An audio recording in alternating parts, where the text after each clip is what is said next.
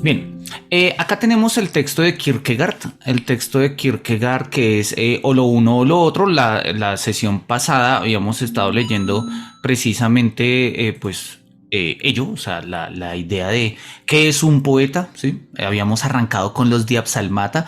Estuve revisando y me encontré otra versión de los estudios estéticos, Diapsalmata y el erotismo musical, es decir, son dos de los 8 fragmentos o de los 8 elementos que hacen parte de Enten Eller, o sea, de o lo uno o lo otro, ¿no? Ya nosotros vemos que lo habíamos visto, ¿sí? El Diapsalmata pues va de la página 43 a la 71 y los estadios eróticos inmediatos del erotismo musical va de la 71 a la 157. Tiene una extensión más considerable y eso es lo que este otro texto, ¿sí? Que es de editorial Librería Ágora, de una editorial de Málaga, que sacó esta versión en el año de, lo había visto por acá, se me olvidó, 96, acá está, en el 96, ¿sí? Una versión anterior, ¿sí? Pero pues digamos casi 10 años, el libro que nosotros estamos trabajando de Kierkegaard es del 2006, o sea, publicado por editorial Trota en el 2006, así que vamos a utilizar algunas versiones cuando no entendamos mucho la traducción de Rafael Larrañeta, porque hay traducciones que pueden sonar un poco extrañas. Vamos a aprovechar, las miramos en el texto de los estudios estéticos de Diapsalmata, en este pues en este texto traducido por Demetrio Gutiérrez Rivero, ¿no?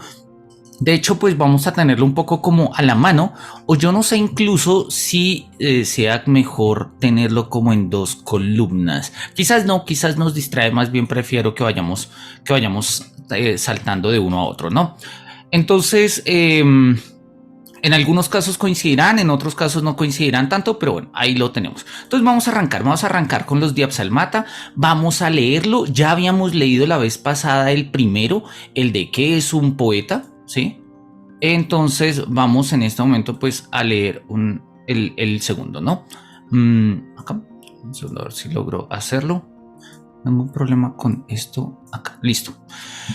Miremos cómo lo tiene el otro texto, ¿no? El otro texto nos dice lo siguiente: ¿qué es un poeta? Es un hombre desgraciado que oculta profundas penas en su corazón, pero cuyos labios están hechos de tal suerte que los gemidos y los gritos al exhalarse suenan como una hermosa música. Al poeta le acontece como a los pobres infelices que eran quemados a fuego lento en el interior del toro de Falaris, esto es, que sus gritos no llegaban a los oídos del tirano causándole espanto, sino que le sonaban como la más suave música. Y sin embargo, los hombres se arremolinan en torno al poeta y le ruegan: canta, canta otra vez, que es como si le dijeran: ojalá que nuevos sufrimientos desazonen tu alma, ojalá que tus labios sigan siendo los de antes, porque los gritos nos amedrentarían, pero la música es lisonjera. Y también los críticos entran a formar parte del coro y dicen: muy bien, puesto que así lo ordenan los cánones de la estética. Claro que un crítico se parece muchísimo a un poeta, con la sola diferencia de que no tiene penas en el corazón ni música en los labios. Por todo esto, antes que ser poeta incomprendido de los hombres, yo preferiría ser porquerizo junto al puente de Amager y que los cerdos llegaran a comprenderme. ¿Listo? Este lo habíamos leído ya antes, por eso quería comparar un poco la traducción. Ya es cuestión de gusto pensar cuál traducción es mejor que no. Vamos a seguir con la línea de Trota y repito, alteraremos si lo consideramos necesario. De este primer Diapsalmata quiero resaltar lo que ya habíamos mencionado antes, y es lo siguiente: la idea de que el poeta es alguien que en su interior tiene algo distinto a lo que tiene en su exterior, es exactamente la continuación del pensamiento con el que arranca el libro. El libro arranca justamente, ¿sí? Si nosotros lo recordamos, con esa reflexión que hace él respecto a si lo exterior es lo mismo que lo interior, que es esa tesis hegeliana, ¿sí? Entonces es eso: un poeta es un ser desdichado, ¿sí?, que esconde profundos tormentos en su corazón. O sea, el exterior del poeta y el interior del poeta no son lo mismo. Eso ya lo habíamos visto en el secreter. En el secreter, el interior del secreter no es lo mismo que el exterior del secreter. Y lo que los papeles de A y los papeles de B tampoco son los mismos, ¿no? Es decir, esto es una discusión profunda sobre lo que es la identidad y una reflexión de la identidad en términos muy clásicos sobre interioridad y exterioridad, que es lo que nos define, lo interior o lo exterior, ¿no? Ya tendremos que esperar un poco a que Paul Ricoeur venga y le dé una vuelta de tuerca a esta pregunta en otros términos, ¿no? Segundo de Absalmata.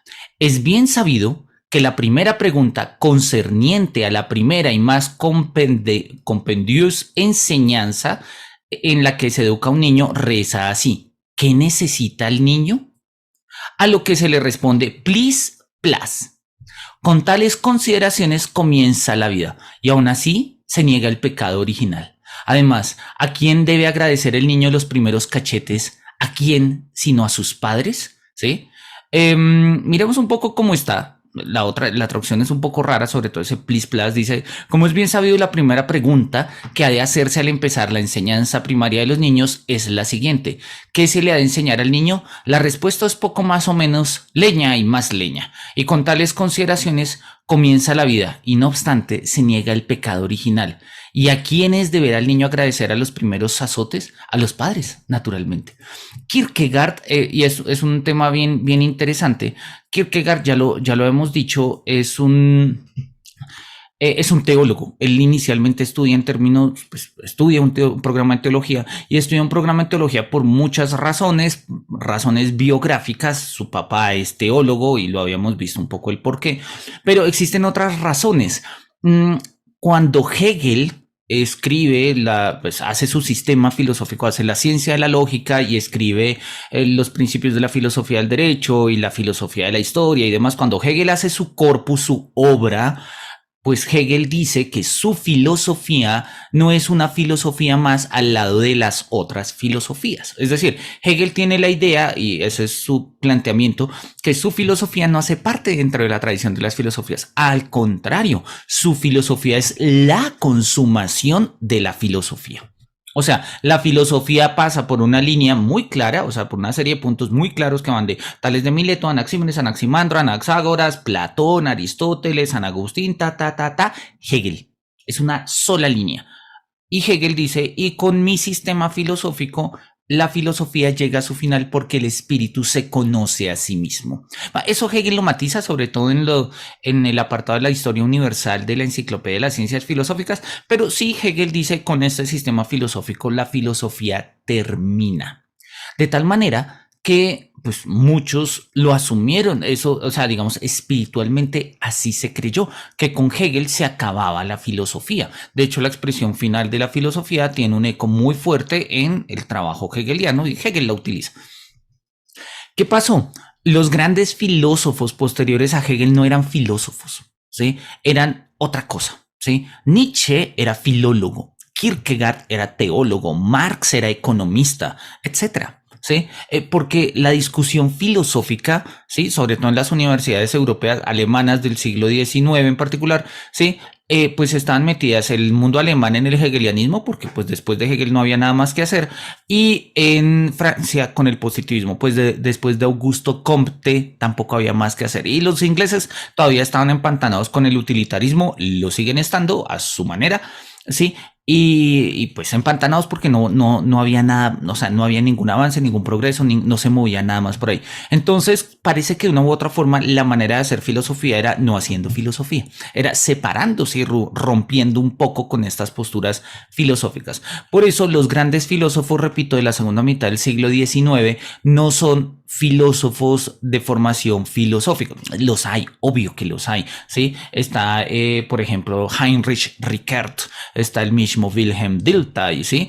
Etcétera. Pero los grandes filósofos de finales del siglo XIX no llegaron a la filosofía por la filosofía, sino por otras cosas. Kierkegaard por la teología, Husserl por las matemáticas, Marx por la economía, Nietzsche por la filología, etcétera. Y Kierkegaard como teólogo tiene una reflexión muy importante sobre el pecado original. El pecado original es una idea complicada, ¿sí? Kierkegaard le va a gastar un libro entero que se llama El concepto de la angustia, ¿sí? La angustia, en el fondo, va a decir Kierkegaard, es la consecuencia del pecado original. Pero ¿en qué consiste el pecado original en el fondo? A ver, según el relato bíblico, bueno, ni siquiera el relato bíblico no habla del pecado original, según la tradición cristiana, tanto protestante como católica, que habla del pecado original es la siguiente. Dios crea el paraíso, les dice que no pueden comer del fruto, tradicionalmente es un manzano, ahí por eco de la mitología griega y la manzana de la discordia, la manzana de Eris, que no pueden comer de este fruto. Y pues la serpiente tenta a Eva, Eva tenta a Adán y caen por culpa de la tentación de la serpiente. Y eso implica una ruptura, ¿sí? Ahora, lo que Kierkegaard está diciendo es, mira, a mí no me interesa la noción del pecado en términos de una teología, me interesa cuáles son los efectos humanos de la consideración del pecado. Y uno dice, no, pero es que pecado es una noción religiosa.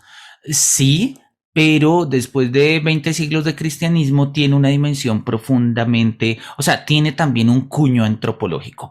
Kierkegaard quiere ver eso. Kierkegaard le interesa mostrar cuál es el eco antropológico. En el concepto de la angustia lo llama el eco de psicología profunda, o sea, una psicología que va a la base del humano, un eco antropológico de lo que es el pecado original. ¿Sí? Y vamos a tener unas discusiones ahí y acá Kierkegaard lo toca. ¿Sí? El concepto de la angustia es un texto posterior, pero vemos como estas reflexiones. Ahora más adelante vamos a ver que vuelve a aparecer la noción de pecado y sobre ella vamos a hablar en su momento. ¿Listo? Entonces, bien, ahí nos saluda Felipe. Un gusto saludarte por acá, Felipe. Ahora después, repito, vamos a retomar este tema del pecado. Prefiero hablar con niños, pues de ellos cabe esperar que acaben convirtiéndose en seres racionales. Más de aquellos que han llegado a hacerlo, Dios me libre. Es maravilloso, es maravilloso, ¿no? Alguien que diga que ya tiene la razón, líbranos, Señor, de aquel que dice que tiene la razón. Los niños podemos llegar a ser racionales, digo podemos en el sentido muy amplio, ¿no? Recuerdan esto, tiene un eco naturalmente, no se lo inventó Kierkegaard, no se lo inventó Nietzsche, esto es un descubrimiento de los románticos, el descubrimiento de la infancia, ¿sí? De encontrar en la infancia como el lugar del origen, de la casa, el lugar más puro y prístino, ¿sí? Esto pues es un descubrimiento romántico y ya Nietzsche también lo va a poner en las famosísimas 3 transformaciones del espíritu que aparecen al comienzo de Así hablaba Zaratustra. Las 3 transformaciones del espíritu está en camello, cuando eso, camello trabaja, león cuando es un luchador solitario y finalmente después de ser un león el espíritu se transforma en niño, un ser profundamente libre y creador. Esa es un poco la idea. Prefiero hablar con niños que hablar con seres racionales, porque los niños pueden llegar a ser racionales, pero aquel que diga tengo la razón, Dios me libre, esa gente por lo general no quiere hablar y lo vemos en nuestros debates actuales políticos y religiosos. Mira que son injustos los hombres. Nunca hacen uso de las libertades de que disponen, sino que exigen aquellas de que carecen. Disponen de libertad de pensamiento, exigen libertad de expresión. La idea es buena, ¿no? Y es obviamente una discusión un poco respecto a la famosísima tesis de la filosofía de la historia de Hegel. Hegel consideraba que el tema de la historia, o sea, hasta Kant, digamos, la historia había estado al margen del desarrollo filosófico, o sea, la historia era simplemente lo que le pasa a los seres humanos, ¿sí? Y pues a los seres humanos nos pasan muchas cosas, algunas buenas y otras malas. Y pues aquellos que mantienen la memoria de eso son los historiadores y pues la historia no es más que eso. Y pues como es mejor recordar los momentos bonitos que los feos, pues hemos asumido que la historia debería ser de momentos bonitos. Sí, eso era lo que se llamaba antiguamente historia magistra vitae. La historia es maestra de vida. Entonces, si quieres aprender a vivir bien, mira la historia, pero no mire la historia mala, no la de las guerras y cosas, no, mira la historia bonita. ¿Sí? Mira la historia de los santos, mira la historia de las constituciones, de la arquitectura, de las cosas bonitas. Esa tesis fue claramente discutida en la filosofía del idealismo alemán, sobre todo por Schelling y por Hegel en particular, quienes van a considerar que una forma de entender racionalmente la historia es poniéndole una finalidad, o sea, la historia es para algo. Kant lo dice en sus textos de filosofía de la historia. Ahora, él no dice qué. Sí, él dice que pues la realización de la razón, pero eso en Kant no es muy claro. En Hegel sí es clarísimo. La realización de la razón es el culmen de la libertad. Y Hegel lo dice explícitamente al comienzo de la filosofía de la historia. La historia se trata de la realización de la libertad. En el mundo antiguo uno era libre, el emperador en China, ¿sí? En el mundo griego un poco más son libres, ¿sí? No muchos, pero ya existe una democracia, hay una gente que es libre, otros no, ¿sí? Ya en el mundo medieval hay toda una nobleza, reyes, príncipes, condes, que son libres, ¿sí? En el mundo moderno, ¿sí? Ya empiezan a ser cada vez más libres y finalmente las revoluciones burguesas del siglo XIX hacen que todos sean libres porque ya hay derechos de los ciudadanos, ¿no? Entonces ya, y eso lo dice Hegel justamente, que la gran consecuencia de la Revolución Francesa es el descubrimiento de la libertad a nivel universal. Todos somos libres. Y ya, y por eso Hegel dice, pues acá se acaba la historia, porque ya todos hemos reconocido la realización de la libertad en la historia. Marx complementará y le dirá, no, Hegel, todavía no todos son libres. Todos los burgueses son libres, pero no los proletarios. Todavía falta la libertad del proletariado. ¿Sí? Y por eso Marx sigue con la dialéctica histórica, invirtiendo el ejercicio hegeliano y para allá. Y Kierkegaard dice, mira, siempre vamos a buscar más libertades, siempre vamos a buscar más libertades, ¿no? O sea, es su forma de pelear contra el asunto. Siempre vamos a buscar más libertades, ¿no? Entonces tenemos libertad de pensamiento, pero queremos libertad de expresión. Y cuando tengamos libertad de expresión, vamos a querer, no sé, libertad de emoción. Y cuando tengamos libertad de emoción, queremos tener libertad de ofensa. Y cuando tengamos libertad de ofensa, o sea, nunca va a ser suficiente. Nunca va a ser suficiente, que es una tesis básica en la filosofía del siglo XIX, cuyo mayor representante es nada más ni nada menos que el mismísimo Schopenhauer. Bien, vamos a la siguiente página. Dice, no me apetece nada de nada. Este es maravilloso, ¿sí? No me apetece nada de nada. No me apetece montar a caballo. Es un movimiento demasiado brusco. No me apetece caminar. Resulta demasiado agotador. No me apetece recostarme, ya que o bien debería permanecer acostado y esto no me apetece, o bien debería levantarme y esto tampoco me apetece. Summa summarum, no me apetece nada de nada. Mirémonos cómo lo pone la otra versión que me gusta. Dice, no tengo ganas de nada, no tengo ganas de montar a caballo porque es un ejercicio demasiado violento, ni tengo ganas de caminar a pie pues me fatiga mucho. Tampoco me atrae meterme a la cama porque una de dos, o debería permanecer tumbado y esa posición no me gusta, o debería levantarme de nuevo y eso también me disgusta. Summa summarum, no tengo en absoluto ganas de nada. Dicho en otros términos, acabamos de presenciar la primera formulación en la historia de la filosofía de lo que tradicionalmente llamamos, y sobre todo en Colombia lo llamamos así, malparidez existencial. Y es algo que Kierkegaard conoce, es algo que los filósofos del siglo XIX van a trabajar, es la noción del spleen, es la noción del tedio, y es lo que nosotros sentimos cuando tenemos malparidez existencial. No tengo ganas de nada. No quiero montar a caballo, no quiero salir a escribir, no quiero jugar fútbol, no quiero verme con mis amigos, pero tampoco quiero estar solo, que tampoco quiero leer un libro. Es decir, summa summarum, no tengo en absoluto ganas de nada.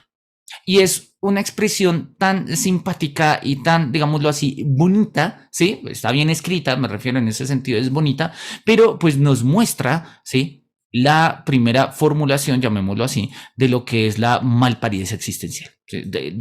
Cuando, no sé cómo se diga en otras partes de Latinoamérica, no sé si acá estaba, hoy no veo a Joseph, perdón, que estaba conectado, creo que es de México, según lo entendí.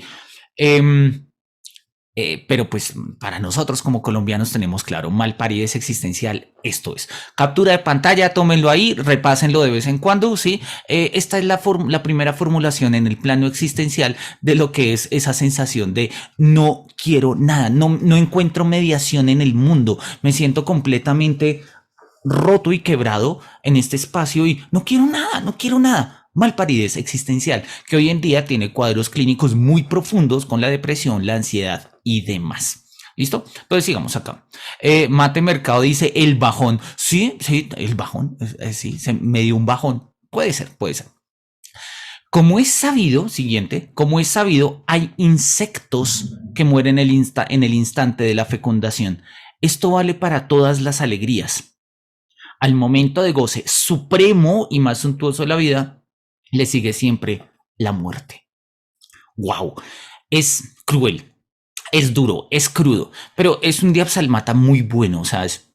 Lo que nos está diciendo es básicamente, así como hay insectos que mueren en el momento de la fecundación, pues mutatis mutandis, o sea, cambiando lo que hay que cambiar, podríamos entender eso que le pasa a los insectos como una metáfora de lo que es el placer y las alegrías en la vida. En el momento del goce supremo, ¿sí? Básicamente, después del goce supremo, hay que morir, hay que morir. Ahora, eso no es nuevo. De eso se trata Fausto de Goethe. De eso se trata. Cuando tengan la oportunidad, de hecho, miremos a ver si de pura casualidad tengo el Fausto por acá a la mano.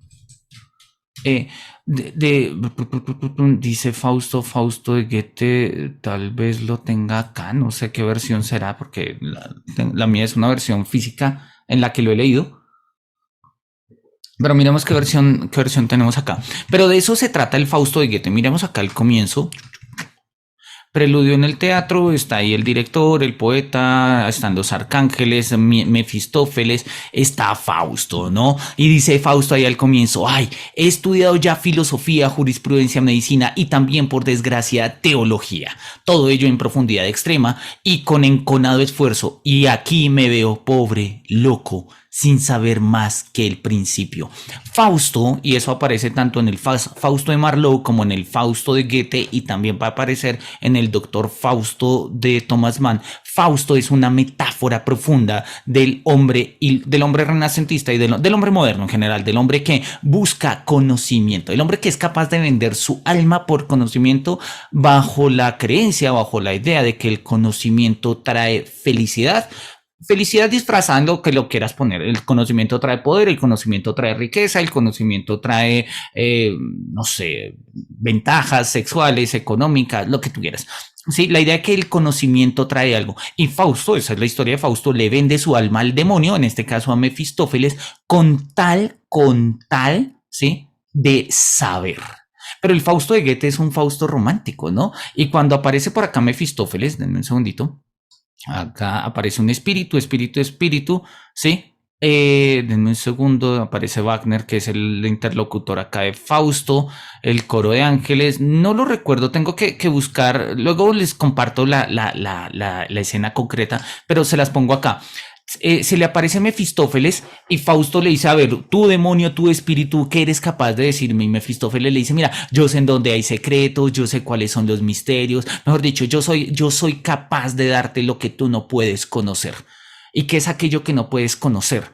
Y en el fondo, pues la primera parte del Fausto, completamente romántico, pues el amor. El amor, claro que sí. Entonces Fausto le vende su alma al demonio por el amor de Margarita. ¿Sí? Y pues Fausto le vende el alma al demonio. Al final, cuando tengan tiempo, léanse Fausto. No voy a hacer spoilers porque es una obra maravillosa que vale la pena leer, sobre todo la primera parte. La segunda se vuelve un poco extraña, ya digo, porque la primera parte es perfecta, está muy bien hecha. Goethe era un maravilloso escritor y Fausto es una obra de teatro, es una pieza excelente. Cuando tengan tiempo, léanla y si mejor, si la pueden ver en teatro, pues el teatro es para ser visto muchísimo mejor. ¿Qué pasa ahí? Fausto le dice a Goethe, mira, Mefistófeles le dice a Fausto, te voy a dar algo que tú no conoces, ¿sí? Y es el amor. Y Fausto conoce el amor efectivamente con Margarita y pues se traga y Mefistófeles ha cuadrado todo para que eso salga mal. Es un demonio, tiene que salir mal. Y cuando sale mal, pues lo que pasa finalmente es que Fausto pues va a morir, Margarita va a morir y el amor de ellos se va a ir al garete, etcétera. Pero no, eso no pasa. Margarita se sacrifica y no sé qué, tal. Bueno, se sacrifica de una forma simbólica de decirlo. El caso es que Fausto conoce el amor y aún así no le satisface. Aún así no le satisface. Entonces, en la segunda parte del Fausto de Goethe, Fausto sigue diciéndole a Mefistófeles, usted me debe algo, usted me debe algo, ¿sí? En el cual, ¿sí? Sea tan guau, ¿sí? Sea tan increíble que en este momento yo diga, no más. Y después de eso, ya muera. En el momento en el que yo le diga, esto es lo más bello, ¿sí? Y quisiera quedarme toda mi vida aquí, en ese momento puedo morir. Mientras tanto, usted, Mefistófeles, tiene que mantener su palabra. Y lo hacen y viajan en el tiempo y ven a Helena de Troya y viajan, se vuelve una cosa bastante medio entre teatro romántico y ciencia ficción. Es bien interesante, ciencia ficción para la época, es bien interesante, se les recomiendo, pero la parte final del Fausto es maravillosa precisamente porque nos muestra lo que nos está diciendo Kierkegaard, que el momento del más alto placer le sigue la muerte, le sigue, o sea, después de haber experimentado lo más alto, ya muramos, o sea, no tiene mucho sentido seguir porque no hay nada mejor que experimentar que aquello que ya acabo de experimentar. Y repito, de eso se trata el Fausto de Goethe. Va a haber un momento en el que Fausto le dice a Mefistófeles, aquí, quiero permanecer toda mi vida aquí. Y entonces le dice a Mefistófeles, ok, entonces es tiempo de partir. Es tiempo de partir porque ya has vivido el plus de tu vida, lo máximo y lo máximo. Es una premisa muy de Goethe, muy del romanticismo alemán. Y pues bueno, ahí les dejo el dato de Fausto. Luego busco la captura, luego busco el texto y cuando edite el video sobre esto pongo la captura de pantalla de las citas de Fausto para que lo miremos. Volvamos al texto. Acá hay algo en el chat. Sí, Juan es teatro. Fausto es teatro romántico. Listo. Entonces volvamos al texto. El texto nos dice otro. Un probado consejo para escritores, ¿no? Esto es un consejo que sirve y nosotros escribimos, somos estudiantes de filosofía, la mayoría de letras, ¿sí? Entonces, un probado consejo para escritores.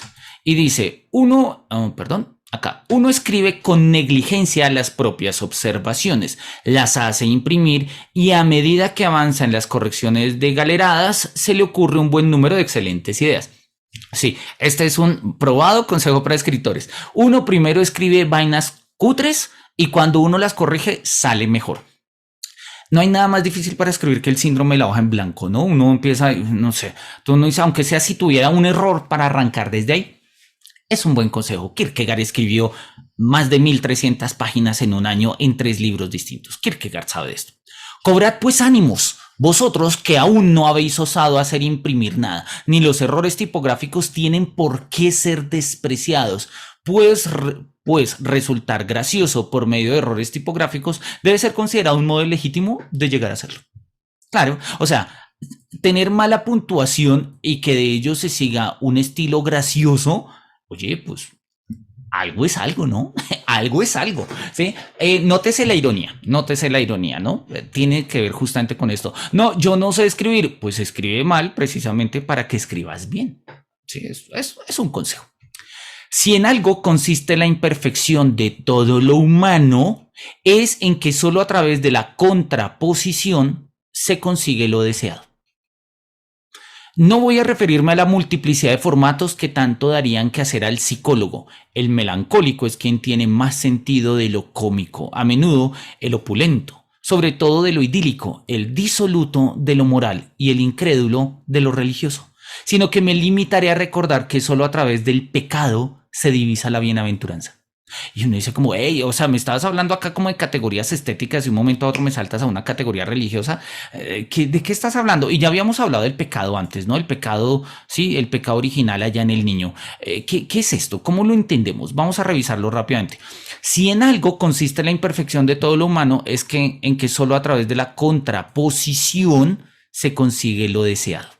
Ok, suena una premisa muy dialéctica, muy hegeliana en este sentido, pero no necesariamente hegeliana, es dialéctica en sentido lato, puede ser platónico, incluso Kierkegaard en el Tratado de la Desesperación o la enfermedad mortal como se conoce actualmente el texto, se habla de una dialéctica existencial, que es básicamente una confrontación, una contradicción, ¿sí? Y dice, mira, acá hay muchos formatos que le pueden dar que ver al psicólogo, pero piensa esto, usualmente el melancólico es quien tiene mejor sentido del humor, o sea, el melancólico es quien entiende los chistes, el opulento, por lo general, es quien entiende lo idílico, ¿sí? El disoluto significa una persona viciosa, una persona inmoral, es aquel que por lo general tiene más conciencia de la moral. Y el incrédulo es por lo general aquella que tiene más conciencia de lo religioso. Por eso el melancólico es melancólico, porque entiende de qué va el humor y esa conciencia sobre el humor lo desgarra. Por eso el opulento es opulento, porque entiende lo idílico y sabe que jamás va a alcanzar el orden de lo ideal, entonces se queda en el orden de lo material a ver qué puede hacer. Por eso el disoluto es vicioso, porque entiende el orden de lo moral y sabe que no lo alcanza, entonces vive en el vicio, en su inmoralidad, por llamarlo así, ¿sí? Y de la misma manera, ¿sí? Solamente a través del pecado se vislumbra la bienaventuranza. Es una idea rara, repito, sobre todo para nuestra concepción clásica, y es una pelea directa contra Hegel. El cristianismo clásico, en general todas las religiones han tenido un rito de perdón. Somos pecadores y hay que hacer algo para que nos perdonen. Ese algo que hay que hacer es, pues, depende de la religión. En el catolicismo es un acto de contrición, una confesión, ¿sí? Ante un sacerdote y demás, ¿sí? Y tener una absolución. Pero hay otras formas, ¿no? El protestantismo tiene un rito de perdón un poco más íntimo, más privado, ¿sí? Una oración de perdón. Los antiguos griegos tenían que quemar animales, por ejemplo, ¿sí?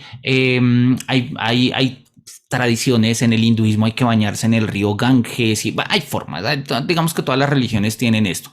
Pero lo que le interesa a Kierkegaard es que entre pecado y bienaventuranza hay una analogía entre la nostalgia y la comedia y lo cómico, lo opulento y lo idílico, lo disoluto y lo moral. Esa analogía que hay entre estos es la misma que hay entre el pecado y la bienaventuranza. Uno asume que el pecado es lo opuesto a la bienaventuranza, pero solamente captamos desde el pecado lo que es la bienaventuranza.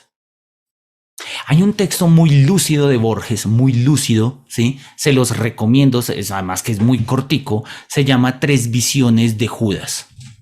Miremos a ver si lo podemos poner acá, visiones de Judas. Tres versiones de Judas se llama. A ver, acá está, denme un segundo.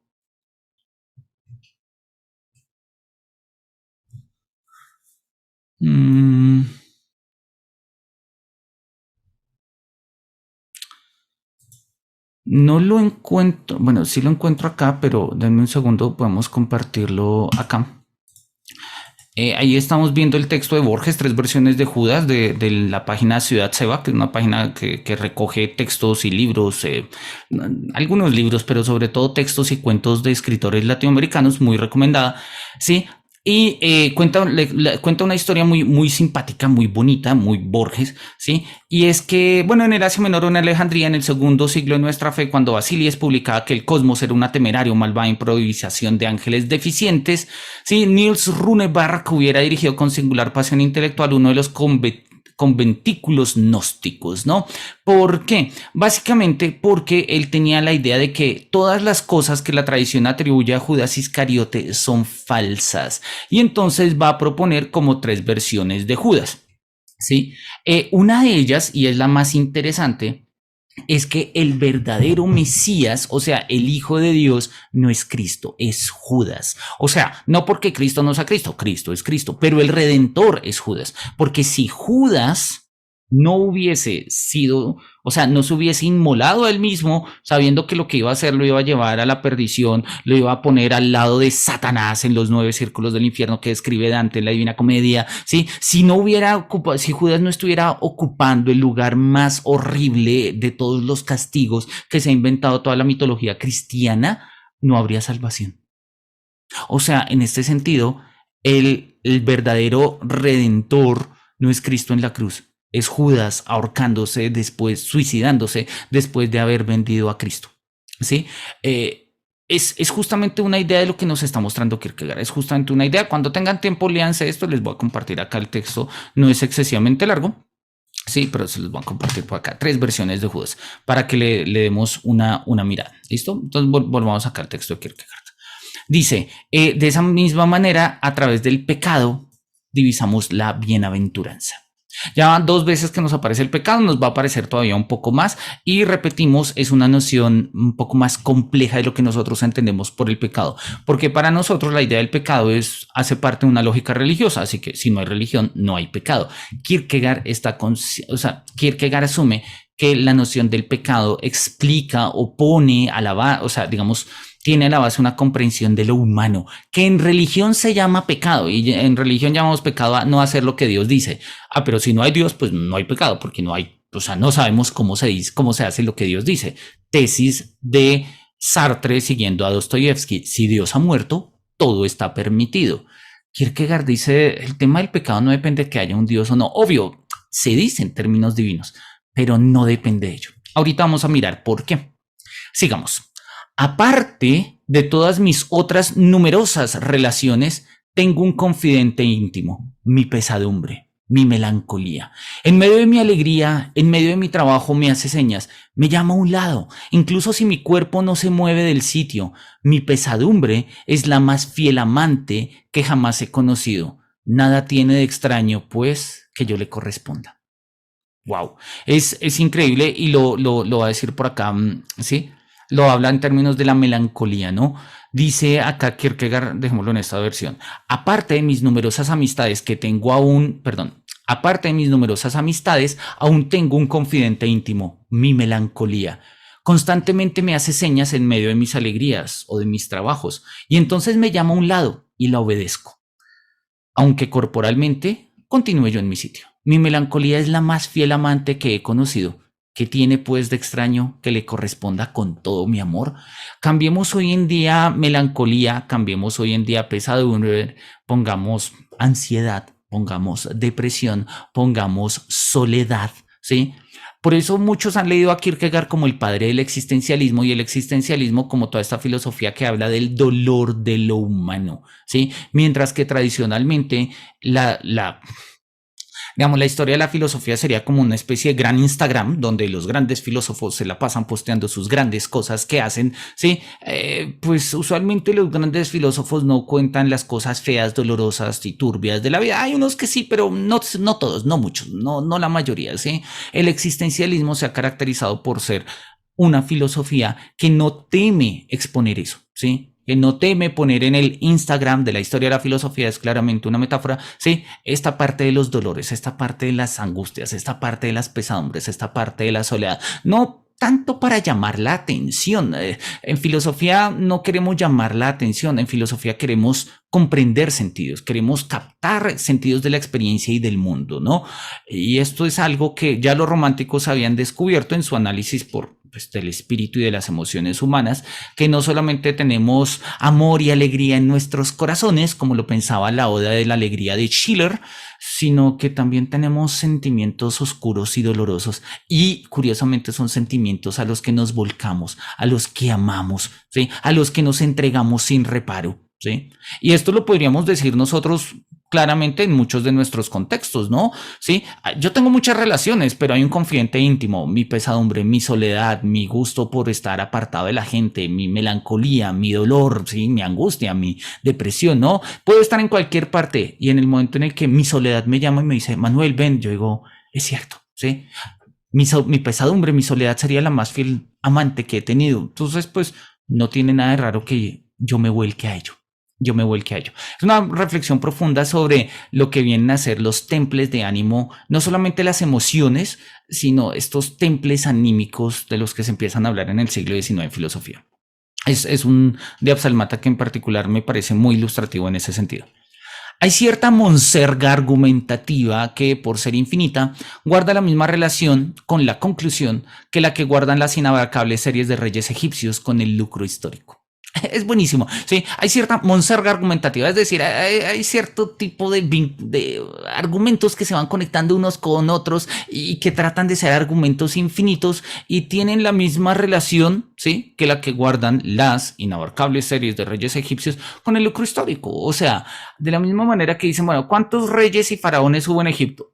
A ver, o sea, en el 3000 antes de Cristo se hicieron las pirámides. Y Cleopatra estaba dando vueltas allá en la época de Alejandría con los emperadores romanos. Sí, o sea, en el siglo segundo de nuestra era. O sea, estamos hablando de reyes que vivieron durante 3000 milenios, durante 3000 años, durante más de 3 milenios. Pues son un montón, ¿sí? ¿Y para qué sirve eso? Pues tiene un lucro histórico. Correcto, hay personas, sobre todo en filosofía, muy hegelianos por lo demás. Hoy en día no diríamos hegelianos, hoy diríamos, hay mucha gente en filosofía, ¿sí?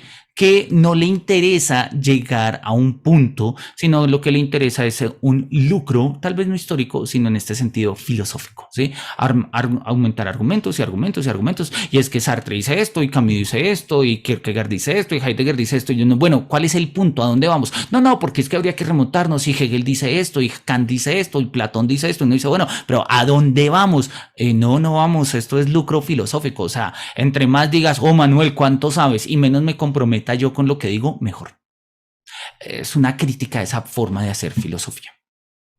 Siguiente.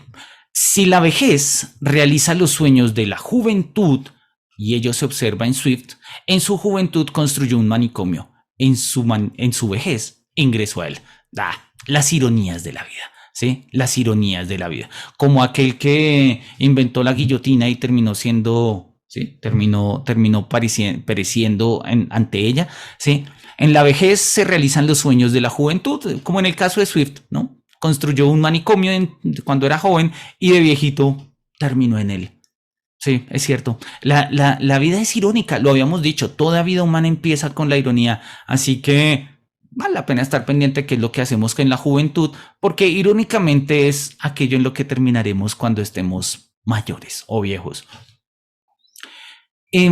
Cuando uno advierte con qué hipocondríaca lucidez descubrieron los antiguos ingleses la ambigüedad de lo que en la que se funda la risa, se acongoja por fuerza ante ello, ¿sí? En este sentido, el doctor Hartley ha señalado: Das wenn sich das Lachen zuerst bei Kindern zeigt, bueno, está en alemán, leémoslo acá en español, que cuando la risa aparece por primera vez en los niños, se trata de un llanto incipiente provocado por un dolor o una sensación de dolor súbitamente inhibida y que se repite a cortos intervalos. ¿Sí? Está tomado de la Geschichte der komischen Literatur, historia de la literatura cómica. ¿Sí?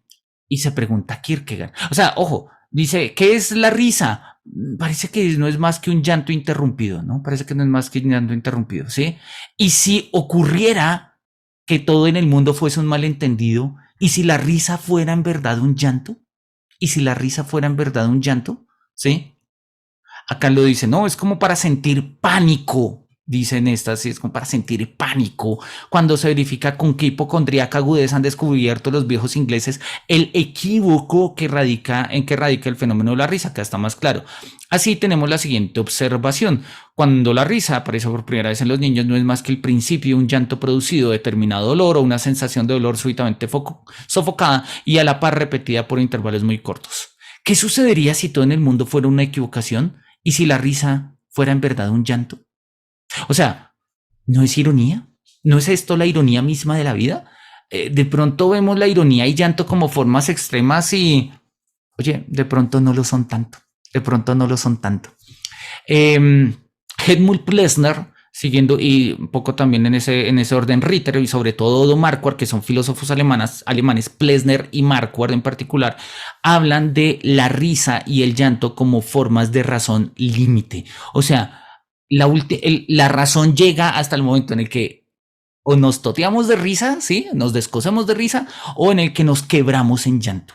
Pero Marquardt en particular va a llamar a ambos fenómenos, tanto la risa como el llanto, razón inclusiva o incluyente, ¿sí? Que quiere decir que incluso el acto de llorar es un ejercicio racional. No porque, sí, puedo explicar el llanto a partir de raíces fisiológicas y psicológicas. No, llorar es una forma de darle razón y darle sentido al mundo. Reírnos también. Y podríamos ponerlo como en dos extremos, ¿sí? Risa y llanto, pero irónicamente podrían ser el mismo, ¿no? Y si la risa fuera en realidad un llanto, ¿sí? Eso sería como para sentir pánico, ¿sí? Felipe, tienes la mano levantada, cuéntanos. Sí, buenas noches a todos. Buenas noches, no, buenas tardes, todavía no noches. Por fin una pregunta, es que, ¿cómo es como este sentido de la melancolía, de la nostalgia, de Kierkegaard? Uno podría pensar así, de lo que llevamos, aventurarnos a decir que él encuentra sosiego como consuelo en reconocer esa melancolía, como si fuera algo natural de nosotros. Que es muy... Tiene mucho sentido hacia la tristeza. Y veo que él lo va reconociendo y es como si fuera algo con natural. Entonces no sé si uno podría aventurarse a decir eso, que él encuentra consuelo pues, en estas condiciones. Sí, a ver, no consuelo, no exactamente porque no hay consuelo en ello, ¿sí? Digámoslo de la siguiente manera: Rubén Darío en uno de sus textos escribe: ¿quién que es no es romántico? Sí, o sea, lo está diciendo de alguna manera, después del romanticismo todos somos románticos. ¿En qué consiste el romanticismo? El romanticismo, Rubén Darío también lo va a definir como una enfermedad del alma, ¿sí? Dicho en otros términos, y es la forma más clásica en filosofía por lo general, porque así lo entendieron los filósofos románticos como Schlegel, Decían, el romanticismo no es más que la conciencia de la ruptura, ¿sí? El hombre está roto, está escindido, está quebrado, y en este sentido no hay una mediación hacia la felicidad, digámoslo en este sentido. O sea, recordemos la famosísima tesis que cuenta Rudiger Safransky sobre el romanticismo en su libro El romanticismo, espíritu del idealismo alemán. Ahí nos dice Rudiger Safransky lo siguiente, que el romanticismo cambia el pienso, luego existo del mundo moderno, del racionalismo, por el siento, luego existo.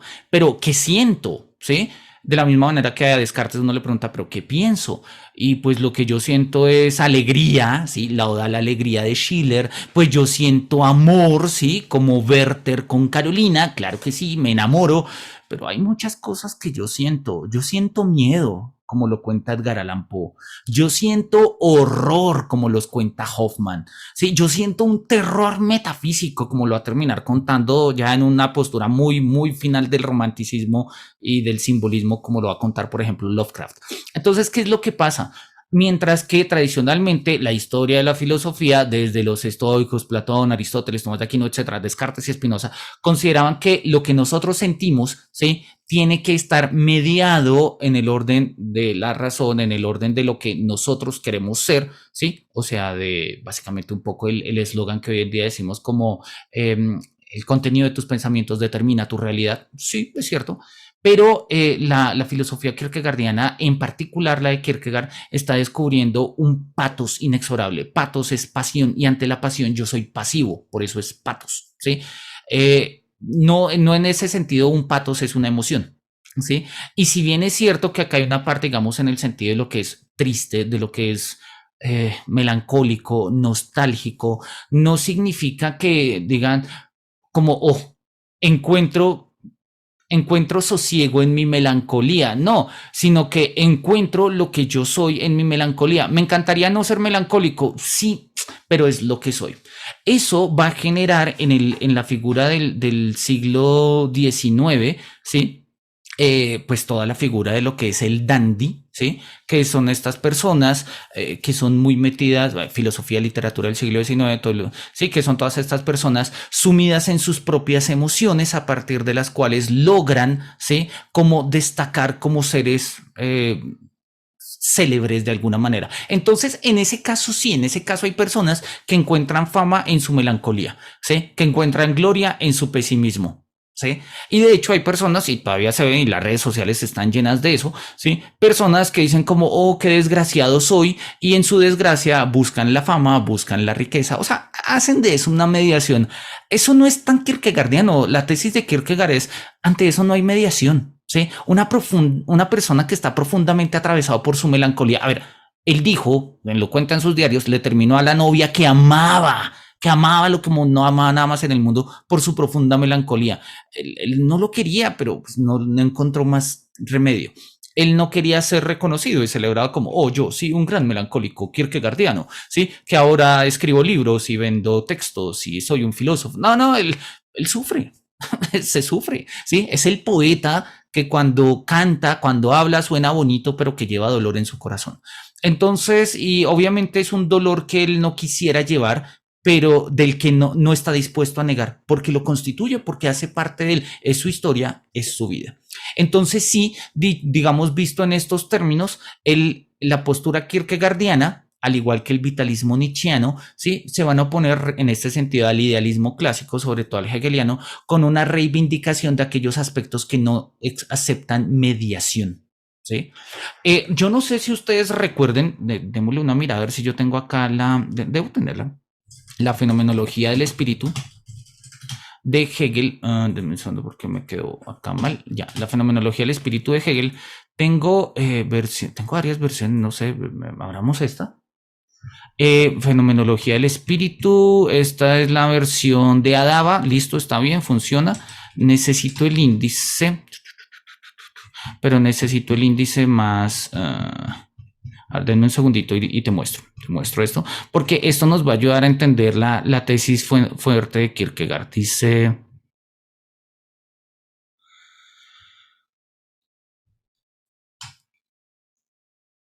acá, Hegel va a hablar de la conciencia desdichada, de la unglückliches Bewusstsein, literalmente la conciencia infeliz, la conciencia desgraciada. Le va a dedicar varias páginas al concepto de la conciencia desgraciada. Esto es fenomenología del espíritu clave, o sea, esto es un concepto de Hegel y funciona.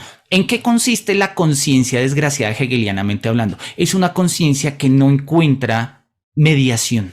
Es una conciencia que está al margen del desarrollo del espíritu, ¿sí? O sea, es alguien que no encuentra un sentido a través de una mediación en la totalidad. Ejemplo. Va a poner un ejemplo muy rápido, además que es uno que pone Hegel. Si un criminal comete un delito, pues el criminal se aleja de la sociedad a la que pertenece. En este sentido, está por fuera de la sociedad, queda al margen de la sociedad. En este sentido, se volvería una conciencia desgraciada. Sí, sobre todo pensándolo un poco en términos jurídicos de lo que era el siglo XVIII, sí, más incluso. Sí, en este contexto, un criminal al margen de la ley haría parte pues, hace parte de un mundo que no es el mundo humano. El mundo humano está regido por nociones de justicia, de equidad, de las leyes que hayan. Pero el criminal tiene derecho a su castigo, porque mediante el castigo el criminal vuelve a ser parte del mundo legal, del mundo humano. O sea, mientras el criminal esté afuera, no hace parte del mundo humano. Es una conciencia infeliz, pero cuando haga parte del mundo humano, pues ahí vuelve a entrar. Más o menos queda claro. Esto es un ejemplo en el orden jurídico. Pongámonos metafísicos o pongámonos históricamente metafísicos. La famosísima figura, digamos, uno de los representantes más claros de lo que es la conciencia infeliz o conciencia desgraciada en la historia del mundo europeo era la figura del judío errante. Yo no sé si ustedes hayan escuchado, cuando tengan tiempo busquen el tema del judío errante.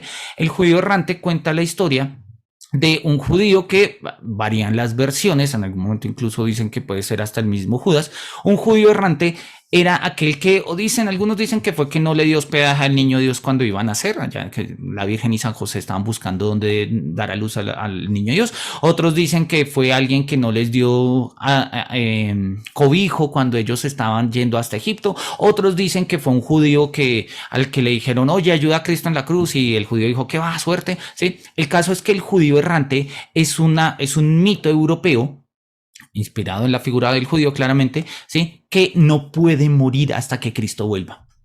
O sea, no importa lo que pase, el castigo del judío errante es su inmortalidad, pero los seres humanos vivimos en un mundo mortal. El judío errante está al margen del desarrollo de la conciencia. Existe, sí, está ahí, obvio que está ahí, pero no es una conciencia infeliz. Es una conciencia infeliz. ¿Y qué es una conciencia infeliz? Una conciencia que no encuentra mediación, una conciencia que se sustrae a toda mediación, ¿sí? Justamente, ¿sí? Es la malparidez existencial de la fenomenología del espíritu. Una conciencia que no quiere hacer esto y tampoco quiere hacer esto. No puede hacer esto y tampoco puede hacer esto, ¿sí?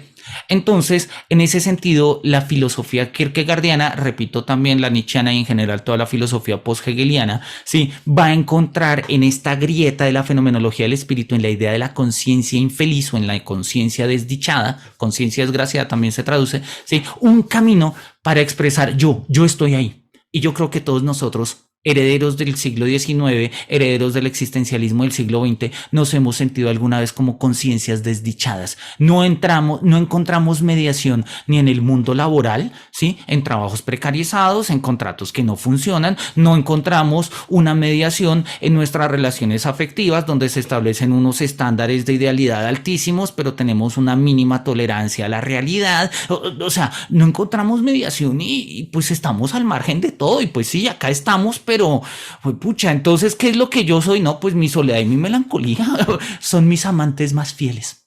Sí me hago entender, Felipe, no sé si es lo suficientemente claro. Sí, profe, sí, bastante claro. Yo creo que la explicación sí me aclaró. Sí, la intuición como la que tenía, también de la lectura que hice en un momento de la enfermedad mortal. Pero sí, más que claro, profe, muchas gracias. Listo, chévere. Gracias por las referencias, porque ya también voy a buscar la conciencia desdichada. Listo, no, buenísimo.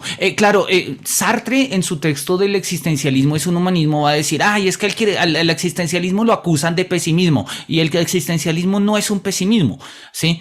pero el mismo Sartre tiene que salir a defender eso, ¿sí? Porque de todas maneras se ve un poco desde esa perspectiva. Y para nosotros la idea del existencialismo es algo que habla del absurdo y del sinsentido de la vida. El existencialismo no es más que una filosofía que está pensando ese foco de la conciencia infeliz, ¿sí? Sartre lo dice de manera puntual, ¿no? Para el existencialismo, la existencia antecede la esencia. O sea, nosotros existimos antes de saber qué somos. ¿Sí? ¿Y eso qué es? Pues existo antes de una mediación. O sea, no hay nada que me defina como yo mismo. Y en ese sentido, ¿qué soy? Pues tengo que hacerme algo y puedo hacer proyectos muy bonitos y chéveres como ser filósofos y profesores de filosofía y tales, pero también puedo ser como, no, pues soy un amante de mi propia soledad y el mundo se va a morir conmigo, como lo que le pasa a nuestro amigo Monsieur Mersault en el extranjero o como le pasa a nuestro queridísimo protagonista de La náusea, ¿no? Cuando está allá y mirando que van a tumbar un árbol y él dice, ese árbol de allá es más importante que yo, porque si van a tumbar el árbol, toda la comunidad sale y dice, oye, no lo tumbes, es que este árbol hace parte del barrio. Y dice él, si yo me pego un tiro acá, ¿quién viene? ¿Quién se entera? ¿Quién mira? De una u otra forma, yo que tengo como ser humano más inteligencia, voluntad, emociones que ese árbol, y ese árbol es más importante. Es eso, es conciencia desgraciada. En ese sentido habría que mirarlo. ¿Listo? Sigamos. En contadas ocasiones veo a una persona completamente sola en el mundo, perdón, en contadas ocasiones ver a una persona completamente sola en el mundo puede afectarle a uno hasta causarle un dolor infinito. El otro día vi así a una muchacha pobre que acudía completamente sola a la iglesia para ser confirmada. ¡Wow!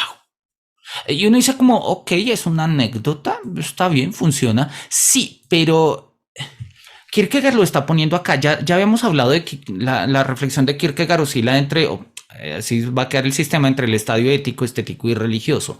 Y tradicionalmente, sobre todo de una manera muy amplia, nosotros veríamos que la religión es un fenómeno de mediación social. O sea, si hay algo chévere que tienen las religiones es que siempre funcionan en parche. ¿Sí? Siempre hay combo, siempre hay comunidad, y entonces a uno le dice, no, que vamos al bazar de la comunidad de la parroquia tal, entonces uno va al bazar y canta y come y sale el padre y ora y todo tipo de cosas, y es chévere, uno lo pasa bueno, hay gente, ¿sí? La religión es un espacio, siempre lo ha sido un espacio de comunidad. Si el cristianismo tiene algo bacano desde sus orígenes, es que el cristianismo era de, ¿sí? Ya no son siervos, sino amigos, dice Cristo en el Evangelio. Es combo, es parche, es amigos, ¿sí? La religión tiene algo que es genial.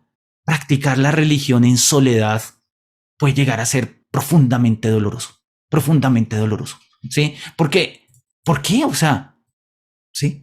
¿Por qué? ¿No tendría en ese sentido mejor como dejar la religión? ¿Sí? O sea, de la misma manera como el nostálgico tiene conciencia de lo cómico y sí, lo del disoluto de lo moral, de pronto el ateo tiene un mayor alto sentido de la religión que el mismo religioso. Y sin embargo, si hay una persona profundamente convencida de su religión que estando profundamente sola como una muchacha va a confirmarse, ¿sí? Es un sacramento, es un sacramento en el orden de los sacramentos del cristianismo. Es un rito, no pasa más. Pero Kierkegaard lo está viendo de otra manera. La religión siempre ha sido un contexto de socialidad, de, repito, de amistad y sobre todo el cristianismo. Vuelve y juega las referencias bíblicas. La religión vivida en soledad puede ser muy dura, muy dura. Y ese va a ser un leitmotiv, o sea, un motivo fuerte de la filosofía de Kierkegaard más adelante. Bien, prohibí una mano levantada, ¿no? Bueno, si tienen preguntas o quieren comentar, yo estoy leyendo y echando carreta de lo que quiero decir. Pero si alguien quiere hablar, por favor, o levanta la mano o abre el micrófono. Esto es un espacio también como para todos. ¿Listo? Sí, profe. Cuenta, ¿cómo vas, Andrés? Bien, bien. Profe, yo creo que, bueno, cuando estaba haciendo la lectura al principio de ese texto, también había como un rayo entre la necesidad y el deseo. Creo que era, si no en el segundo o en los primeros fragmentos. Y digamos que en la medida que uno, digamos que pensando este mundo de la estética, ¿sí? Que está un poco relacionado con eso, con lo que uno desea y con lo que uno necesita. y digamos que cuáles son como, digamos, las posiciones de una persona estética frente a esas, como frente a esas cosas. Y a mí me pareció particular que pues, comenzamos a hablar de la melancolía y comenzamos a hablar de lo que no puedo hacer, de la conciencia desdichada y ese tipo de cosas, sino que a la final el esteta, digamos que busca una vida placentera, pero en esa vida placentera pues se encuentra la soledad, también un poco, o me equivoco. Ujú. O sea, eh, sí, digamos que como que la vida del esteta es un poco la vida del deseo, la necesidad, digamos que se juega un poco en ese mundo, pero de un momento a otro se da cuenta de que está solo y que, Sí, pues justamente, a ver, esa, digamos, leído en términos de la teoría de los estadios de Kierkegaard, esto es clave, ¿sí? Y esto es clave, lo que tú estás diciendo es clave por lo siguiente. Kierkegaard se va a dar cuenta que la vida estética, o sea, la vida del dandy, la vida de esta persona que va al teatro y fuma pipa y lee libros y escribe, o sea, necesita un estilo de vida, ¿no?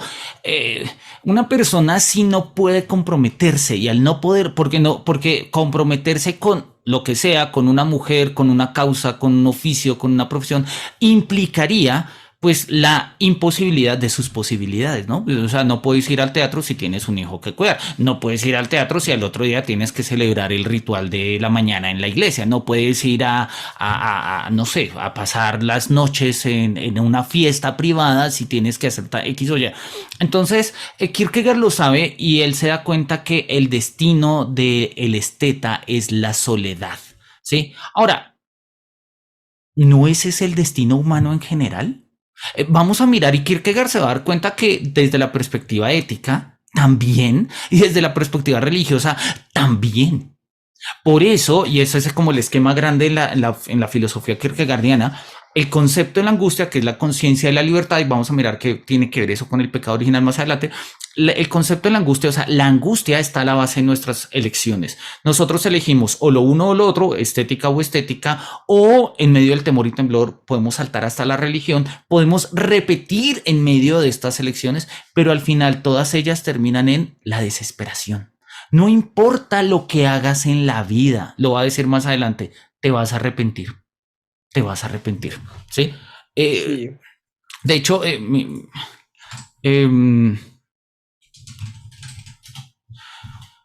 mira, está al final de los diapsalmatas, pero rápidamente lo leo para que lo tengamos en cuenta y miremos un poco lo que dice.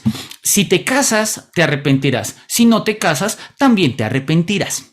Te cases o no te cases, lo mismo te arrepentirás. Tanto si te casas como si no te casas, te arrepentirás igualmente. Si te ríes de las locuras del mundo, lo lamentarás. Si las lloras, también lo lamentarás. Las ríes o las llores, lo mismo lo lamentarás. Tanto si las ríes como si las llores, lo sentirás igualmente. Si te fías de una muchacha, lo lamentarás. Si no te fías, también. ¿Sí? Si te ahorcas, te pesará. Si no te ahorcas, también. Si estudias filosofía, lo lamentarás. Si no estudias filosofía, también lo lamentarás. O sea, hay una reflexión kierkegaardiana, no es definitiva, esto no es un esquema metafísico, ¿sí? Pero hay una lectura kierkegaardiana de que no importa cuáles sean las elecciones que nosotros hacemos como humanos, en un mundo de posibilidades infinitas, nuestra elección siempre va a ser finita, ¿sí? Eso ante Dios hace que siempre vayamos a ser pecadores, pero al margen de la perspectiva religiosa o referencial a lo divino, hace que todas las elecciones que nosotros hagamos, pues impliquen la imposibilidad de otras elecciones, nos aíslan, nos definen en virtud de lo que elegimos y si la responsabilidad de ser lo que soy fue mía, pues, ¿por qué no haber sido otra cosa? Sí me hago entender y en ese sentido, pues hay dolor y hay soledad allá a la base. No solo el esteta, lo que pasa es que en el esteta es más patente, pero pues también en el esteta. sí, profe, pues digamos que en ese sentido, o sea, creo que ya lo habían leído, cuando él hablaba de la melancolía y el pecado, de la melancolía, el pecado en relación como con lo cómico, la bienaventuranza y ese tipo de cosas, bueno, como ese tipo de contradicción entre, bueno, en el pecado con la bienaventuranza es como que entre lo finito y lo infinito, entre la melancolía es como o sea, la tristeza por la soledad, pero también por la risa de estar solo o lo cómico de que puede ser tan solo como lo estúpido que uno puede llegar a ser estando solo también. Pero también hay algo más que es también como no sé si es una mediación, sino que también como la misma contradicción, sino que en la misma soledad la vida se nos caga y dice, parce, es que tampoco se puede estar completamente solo, porque eso también como siento entonces como dice, no, entonces es desesperado y entonces es soledad y entonces estoy cagado, pero entonces es como, pues no tanto, y cuando estoy, sí, es como una intuición. No, está bien. Y sobre todo esa lectura tuya que haces de Kierkegaard va a dar pie a muchos diálogos y en cualquier congreso de Kierkegaard te vas a encontrar algún levinasiano que habla exactamente eso que estás diciendo. Pero la tesis de Kierkegaard a lo largo de su obra es justamente la primera que estás diciendo. Sí, puede estar profunda, infinitamente solo, estoy cagado, como lo dices, y sin mediación, sin resolución, sin posibilidad. ¿Sí? Ahora, o lo uno o lo otro, ¿sí? Pero al final de cuentas todo va a terminar en la desesperación. Tampoco te hagas muchas esperanzas de esto. Notemos que la filosofía, no sé si mis estudiantes por lo general me han escuchado hablar de una noción griega muy bonita que es el kalos kagatos, ¿no? El kalos kagatos es la unión, la articulación entre lo bello, lo verdadero y lo bueno, ¿sí? Que para Platón, Plotino, Aristóteles, ¿sí? Todos ellos coinciden, o sea, lo bueno es lo bello y lo bello es lo verdadero y es una unidad, ¿sí? Eso se rompe en la filosofía post-hegeliana, eso es una línea que va de Platón a Hegel, ¿sí? Esa tríada platónica de la belleza, la verdad y la bondad. Eso se rompe, lo rompe Schopenhauer, lo rompe Nietzsche y lo está rompiendo Kierkegaard. Entonces, para Kierkegaard claramente puede haber una vida perfectamente, o sea, humana de dolor. No, que es que este no puede ser el sentido de la vida. ¿Por qué no? De acuerdo, o sea, pensemos, yo también lo dudo, pero dime por qué no. Si tu respuesta es una esperanza, oye, me encantaría tener tu esperanza. Me encantaría tener esa esperanza, lo van a decir ellos, ¿no? Pero bien, sigamos leyendo y vamos a ver que a continuación vamos a tener un par de luces sobre eso. Gracias, Andrés, por tus comentarios. Cornelio Nepote cuenta de un general que, sitiado en una fortaleza con una notable caballería, mandaba azotar a los caballos cada día para que no se viesen perjudicados por tanta inactividad. Así vivo yo en estos tiempos, como un sitiado, mas para no verme perjudicado por tanta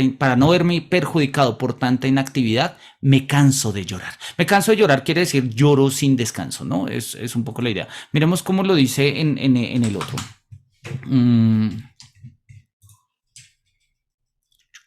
Y vamos acá. Acá, Cornelio Nepote nos cuenta que un general sitiado con todo su escuadrón de caballería en una fortaleza hacía que diariamente se azotase a los caballos para que no salieran perjudicados de aquel estado de excesiva quietud. Lo mismo me ocurre a mí en estos días, que vivo como un sitiado, pero para que esta vida tan innoble no me dañe, me harto de llorar, o sea, lloro hasta el cansancio. Este tipo de referencias ha servido actualmente para muchos estudios, digamos, para leer sentidos, ¿sí? De experiencias de vida de personas que tienen cuadros, sobre todo de ansiedad y de profunda depresión, ¿no? Hacen referencia a esto, ¿no? Hay personas que, pues, cuando tienen una crisis depresiva, cuando tienen crisis de ansiedad, realmente lo único que encuentran como la única actividad posible es el llanto, pero no llorar porque, ay, no, cómo lloro y mira cómo funcionan mis canales lagrimales. No, es una forma de expresar eso. En medio de estar sitiado, de no poder hacer nada, es la única actividad que se puede hacer. Es la única actividad que se puede hacer. Eso tiene un sentido mucho más existencial del que nosotros podríamos hacer, ¿sí? Hay un libro muy bonito, yo se los recomiendo, de Émile Cioran, que se llama De lágrimas y santos. Y se propone una especie de una hermenéutica del llanto. ¿Sí? También son pequeños aforismos de Cioran, ¿no? Cioran está en la línea muy también de Kierkegaard, no hace parte, o sea, no es, lo metemos como dentro de la filosofía existencial en un sentido amplio, como ya lo hemos mencionado, pero es la filosofía existencial la que ha abierto una puerta a pensar una experiencia humana tan profunda como el llanto. Sí, hay personas que cuando lloran piden perdón, es como, ay, perdón, no quiero que me vea llorar. Y no, ¿por qué no? Porque, no sé, porque es debilidad. ¿Qué significa llorar? Tenemos tan poco, o sea, el llanto es tan expresivo, tan profundo en sentido y al mismo tiempo es tan comunicado, ¿sí? No, ay, no, es que ya se puso a llorar, ya no puedo hablar con esa persona. ¿No es el llanto una forma radical de decir algo? también de manipular, no sé, o sea, ¿cuáles son los sentidos del llanto? ¿Sí? Que nosotros lo vemos hoy en día en los ataques más profundos, repito, de ansiedad, de depresión, de dolor, de nostalgia, etcétera, en una sociedad del cansancio, como lo diría Byung-Chul Han. Valdría la pena que pensásemos el llanto. Y el sentido, una hermenéutica del llanto. Tengo ese título como para un artículo, no lo he escrito, si lo quieren escribir ustedes, chévere, ¿sí? Una hermenéutica del llanto. Yo creo que Kierkegaard es un autor importante para pensarnos los sentidos del llanto. Mate Mercado nos pregunta que si entonces uno se realiza como desesperado. No en sentido estricto, no es que haya realización en la desesperación. O sea, porque es que la idea de Kierkegaard es justamente romper esta idea hegeliana y también aristotélica de que la mediación me lleva a algo. Recordemos la teoría aristotélica de que cuando nosotros somos algo, somos en virtud de acto y potencia. Es decir, yo soy lo que soy en virtud de las potencias que tengo, potencias en acto que se actualizan a través de lo que ya está en acto, ¿sí? Y entonces eso va dinamizando. Cuando todas mis potencias se actualicen en un esquema teleológico, llego a lo que Aristóteles llama la entelequia. O sea, cuando ya he dado todo lo que puedo ser. Y cuando todo lo que puedo ser, o sea, todas mis posibilidades se actualicen, pues hablamos de la entelequia. O sea, esto llegó a su punto máximo y por ende ya no se mueve. O sea, se quedó quieto, o sea, llegó a la perfección. Por lo general, y Aristóteles lo sabe, en el orden de una teleología natural, nos morimos antes de que eso pase, ¿no? Pero pues la teleología natural sigue en nuestro cuerpo, sigue siendo, no sé, es abono en potencia y ese abono en potencia es alimento en acto para una matica y entonces hoy en día en los cementerios entierran a la gente con unas semillitas para que las semillitas broten y se alimenten del propio cuerpo y de una u otra forma la muerte de uno le da vida a un árbol y es una metáfora bonita, todo tipo de cosas. Y Hegel, mutatis mutandis, o sea, cambiando lo que hay que cambiar, mantiene la misma premisa, ¿sí? Hay una realización de lo que es.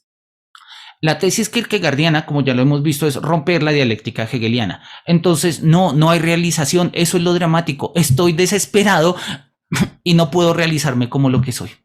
¿Podríamos vivir con ello? ¿Podríamos vivir con ello? Ese es un poco ese punto. Claro, tal cual como lo dices, rompe la integralidad del ser acabado, ¿sí? La idea de Kierkegaard es, no estamos acabados, no lo podemos estar y no tenemos una forma humana de entendernos a nosotros mismos como acabados, ¿sí? Pero para eso existen otras filosofías, existe la filosofía de Hegel, existe la filosofía no sé, de Aristóteles, también la de Platón, la de Tomás de Aquino. Sobre todo la filosofía post-hegeliana va a ser justamente filosofías que no quieren ser sistemáticas en el sentido en el que tratan de no formular un sistema de qué es el hombre, qué es el mundo y ya esto es así, tacho remacho, no jugamos más porque esto es así. Sí, ya tenemos como tesis como Heidegger, ¿no? Soy un ser arrojado al mundo, o sea, no sé, me tiraron acá, es como en Minecraft, ¿no? Uno abre Minecraft y se ve el muñequito cayendo. Dice, ¿y esto qué es? Sí, eso somos, ¿sí? Eso somos. Este me encanta, además porque como gran fan de Castlevania que soy, pues obviamente me encanta. En el libro de la filosofía de Castlevania, este es el epígrafe, ¿sí? Digo, mi pena, lo que el inglés de su casa, mi pena is my castle, ¿no? Mi pena es mi castillo. Muchos hombres consideran que estar apenado es una de las comodidades de la vida. Muchos hombres consideran que tener penas es una de las comodidades de la vida, ¿no? Hay personas que si no tienen desgracias se sienten demasiado desgraciados. Hay un texto que vamos a leer que se llama El más desgraciado y tiene que ver justamente con ese problema, ¿no? Hay personas, ¿sí?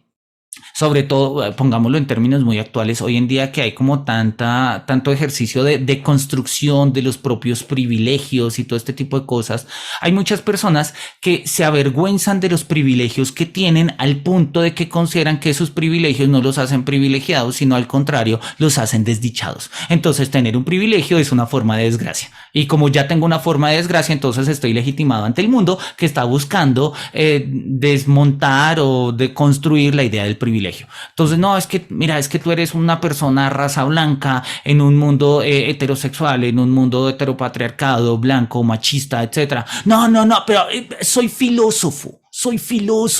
Pobre de mí, es que no tengo trabajo, es que o sea, tampoco es que sea tan privilegio. No, sí, el tipo es desgraciado, aceptémoslo entre nosotros. Sí, hay personas que consideran que tener penas hace parte de las comodidades de la vida. Total, es buenísimo. Bien, me siento, Kierkegaard es maravilloso, ¿no?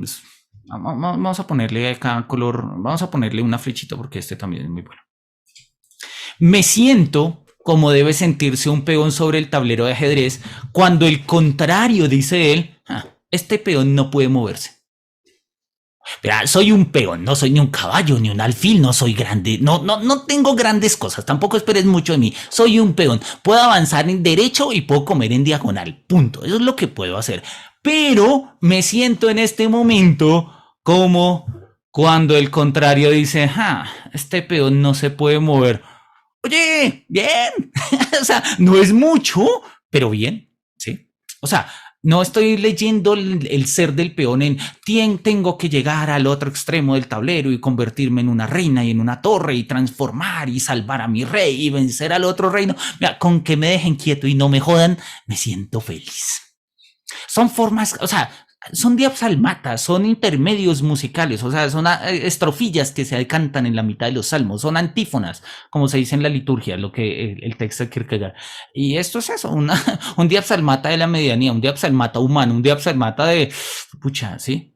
Tengo la tranquilidad de estar en una posición segura, así yo sea chiquito, así sea un mundo hostil como el del ajedrez, un mundo hostil de estrategias y muertes y sacrificios, pero que me digan, este no se puede mover. Oye, gracias, maravilloso.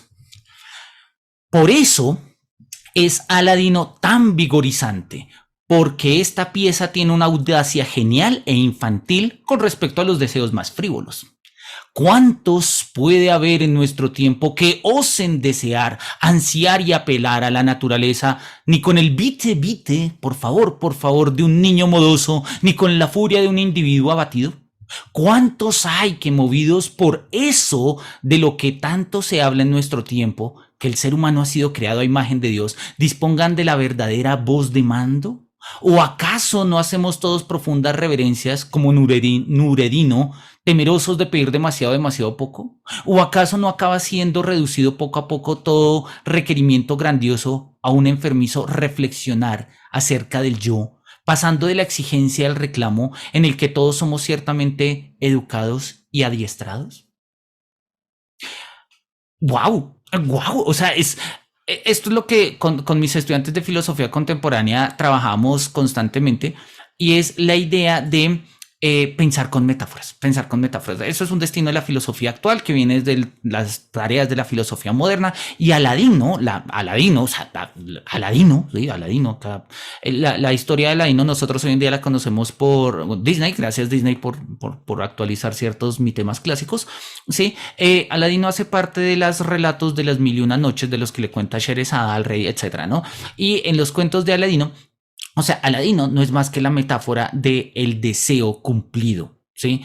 Pensar a Aladino, ¿sí? Es pensar la posibilidad del deseo. Entonces vuelve y juega. Y es una típica pregunta que uno se hace o uno le hacen o cuando están despachados o en falta de entrevistas de trabajo. Si tuvieras 3 deseos, ¿qué pedirías? ¿No? Paz mundial. ¿Qué significa eso? O sea, ¿qué significa que puedes pedir paz mundial, pero qué significa que tú desees paz mundial? ¿Sí? Es decir, independientemente de ello, Aladino es vigorizante, ¿sí? Porque nos permite pensar respecto a los deseos más frívolos, ¿sí? No, o sea, paz mundial, sí, todos queremos paz mundial, pero ¿qué quieres tú? ¿Qué es lo que tú quieres? ¿Cuál es tu deseo? ¿Sí? No, un sable láser como el de Darth Vader. ¿En serio? ¿Ese es tu deseo? No, qué vergüenza. No, pero sí lo es, ¿o no? Sí, pero ok. O sea, ¿cómo construimos el deseo? ¿Cómo surge el deseo? ¿Hay una racionalidad en el deseo? ¿O el deseo surge únicamente de su pura pasión, de la pura espontaneidad? Ahí lo dejamos, ¿no? Aladino es chévere porque cada vez que uno ve la película de Aladino, cada vez que yo veo Aladino, apenas se termina, me hago la pregunta, ¿y yo qué deseos pediría? Ok, pensar el deseo es una forma de hacer filosofía, así que gracias a Ladino que nos permite pensar qué es el deseo, qué deseamos, ¿no? Y si ustedes tuvieran 3 deseos, ¿qué desearían? Es un poco la pregunta que nos está haciendo Kierkegaard. Bien, sigamos. Dice, tímido como un Sheva, débil y desoído como un Dageshline. Me siento como una letra impresa al revés en la línea. Y sin embargo, descomedido como un Magno Pachá con el rango de 3 colas de caballo. Celoso de mí mismo y de mis pensamientos como el banco emisor de sus billetes. Y por encima de todo, tan reflexionado en mí mismo como un pronomen reflexivum cualquiera, ¿no? Como un pronombre reflexivo cualquiera. Y es que si valiese para las penas lo que vale para las buenas obras hechas a conciencia, que quienes las hacen reciben su recompensa. Si esto valiese para las penas, yo sería el más feliz de los hombres, ya que me anticipo a todas las preocupaciones y con esto, estas persisten. Ansiedad, ansiedad. Kierkegaard está caracterizando lo que hoy en día nosotros llamamos como ansiedad. De hecho, de eso se trata, ¿no? ¿Sí? Si valiese para las penas lo que vale para las buenas obras hechas a conciencia, que quienes la reciben, sí, pues reciben su recompensa, pues genial, ¿sí? Porque yo sería el más feliz de todos los hombres porque me anticipo a todas mis preocupaciones, pero anticipándome a todas mis preocupaciones, de esa manera persisten. O sea, me preocupo tanto que no me ocupo de ellas. Y preocupándome de ellas, hago que ellas se mantengan. Oye, sí. Pues la idea del mundo no es tener seres preocupados, sino que seamos felices, o por lo menos eso nos enseñó la filosofía. Pero en nombre de la felicidad tenemos seres preocupados. Sí, pues no debería ser, pero es, ¿no? O sea, vuelve y juega. Son versiones de la ansiedad, de la depresión, o sea, lo que hoy en día, siglo XXI, ¿sí? 22 de junio de 2023 llamamos ansiedad, depresión, ¿sí? Es lo que llamaríamos malparidez existencial, es la situación existencial de nuestro mundo, ¿no? Que muchos lo ven desde una perspectiva muy existencial, como esto, otros desde perspectivas más sintomatológicas y psicológicas, patologizantes, ¿sí? Otros lo ven como una consecuencia del capitalismo tardío en una sociedad del cansancio, etcétera. Pero creo que entendemos de qué va. Creo que todos nosotros entendemos de qué va y en este sentido Kierkegaard habla de eso, ¿sí? Somos tímidos, somos débiles, somos desoídos, somos como una letra impresa al revés, ¿sí? Como que no cuadramos, ¿sí? Y estamos ahí pendiente a ver cómo hacemos para pegar en el resto. Y pues, bueno, ahí va, o sea, y al final no cuadramos, ¿no? Somos una impresa al revés, una letra impresa al revés de la línea. Vuelve y juega lo que hablamos de la conciencia desgraciada. Sigamos. En ello se pone de manifiesto el enorme ímpetu poético de la literatura popular, en que tiene el valor de ansiar. En comparación con estas ansias, las de nuestro tiempo son las a la vez pecaminosas y tediosas, pues codician lo que es del prójimo. Aquella literatura es muy consciente de que el prójimo posee lo que busca tan poco como ella misma, y cuando no le queda más que ansiar de modo pecaminoso, clama tanto al cielo que acaba estremeciendo a los hombres. No consciente de los fríos cálculos de probabilidad de un prosaico entendimiento, no consciente que los fríos cálculos de probabilidad de un prosaico entendimiento le escatimen lo más mínimo. Don Juan recorre aún los escenarios con sus 1003 amantes y nadie osa esbozar una sonrisa por respeto a la honorable tradición. Si un poeta hubiese arriesgado algo semejante en nuestro tiempo, se habrían reído de él hasta la saciedad. Lo va a mencionar más adelante en ese mismo término, ¿sí? Y él lo va a decir más adelante. Que otros se quejen de que este tiempo es malo. Yo me quejo de que es mediocre. O sea, ser malo requiere coraje. Así como se requiere coraje para ser bueno. Pero para ser mediocre no se requiere coraje, ¿no? Y él lo está diciendo, ¿no? Se pone en manifiesto un enorme ímpetu poético cuando nos muestra una voluntad de ansiar, ¿sí? Nos cuenta la obra de Don Giovanni de Mozart, ¿sí?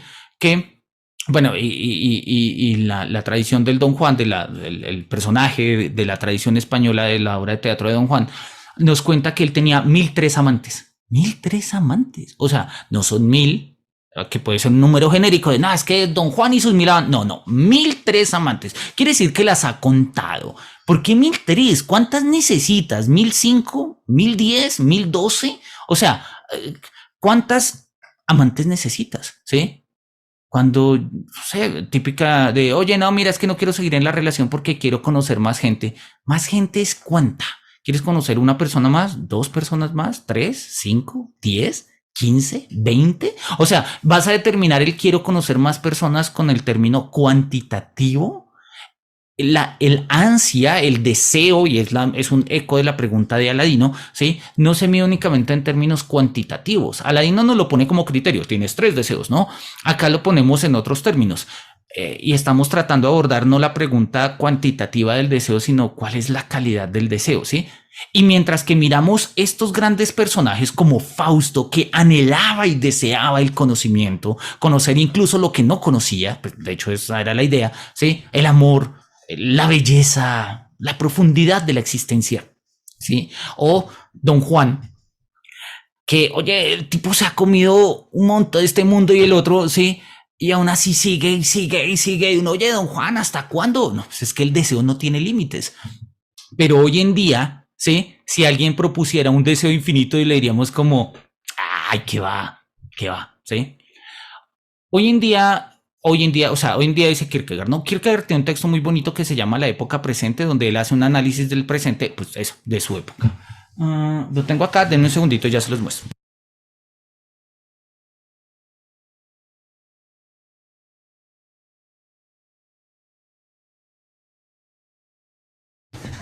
Es un textico muy sugerente que se llama tal cual, pues La época presente. Está en editorial Trota. Introducción y traducción de Manfred Svensson. Es un libro muy sugerente porque pues nosotros encontramos un análisis que hace Kierkegaard del presente, de su presente, que no es nuestro presente, pero hay cosas que mantienen ese presente. Hoy en día, en nuestro presente 2023, ¿sí? Podríamos hacer este análisis, pero habría que acoplarlo, o sea, ajustarlo. Tiene sentido, pero hay que hacerle un matiz. Dice Kierkegaard que si un poeta hubiese arriesgado algo semejante en nuestro tiempo, se habrían reído de él.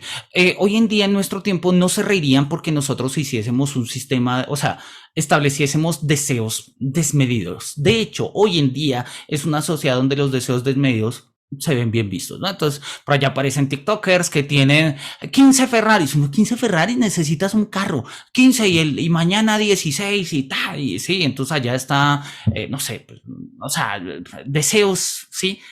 El deseo puede tener límites extraños, como, a ver, la noticia del día de hoy fue que el submarino con los 5 multimillonarios que se fueron a ver los restos del Titanic colapsó y murieron también, ¿no?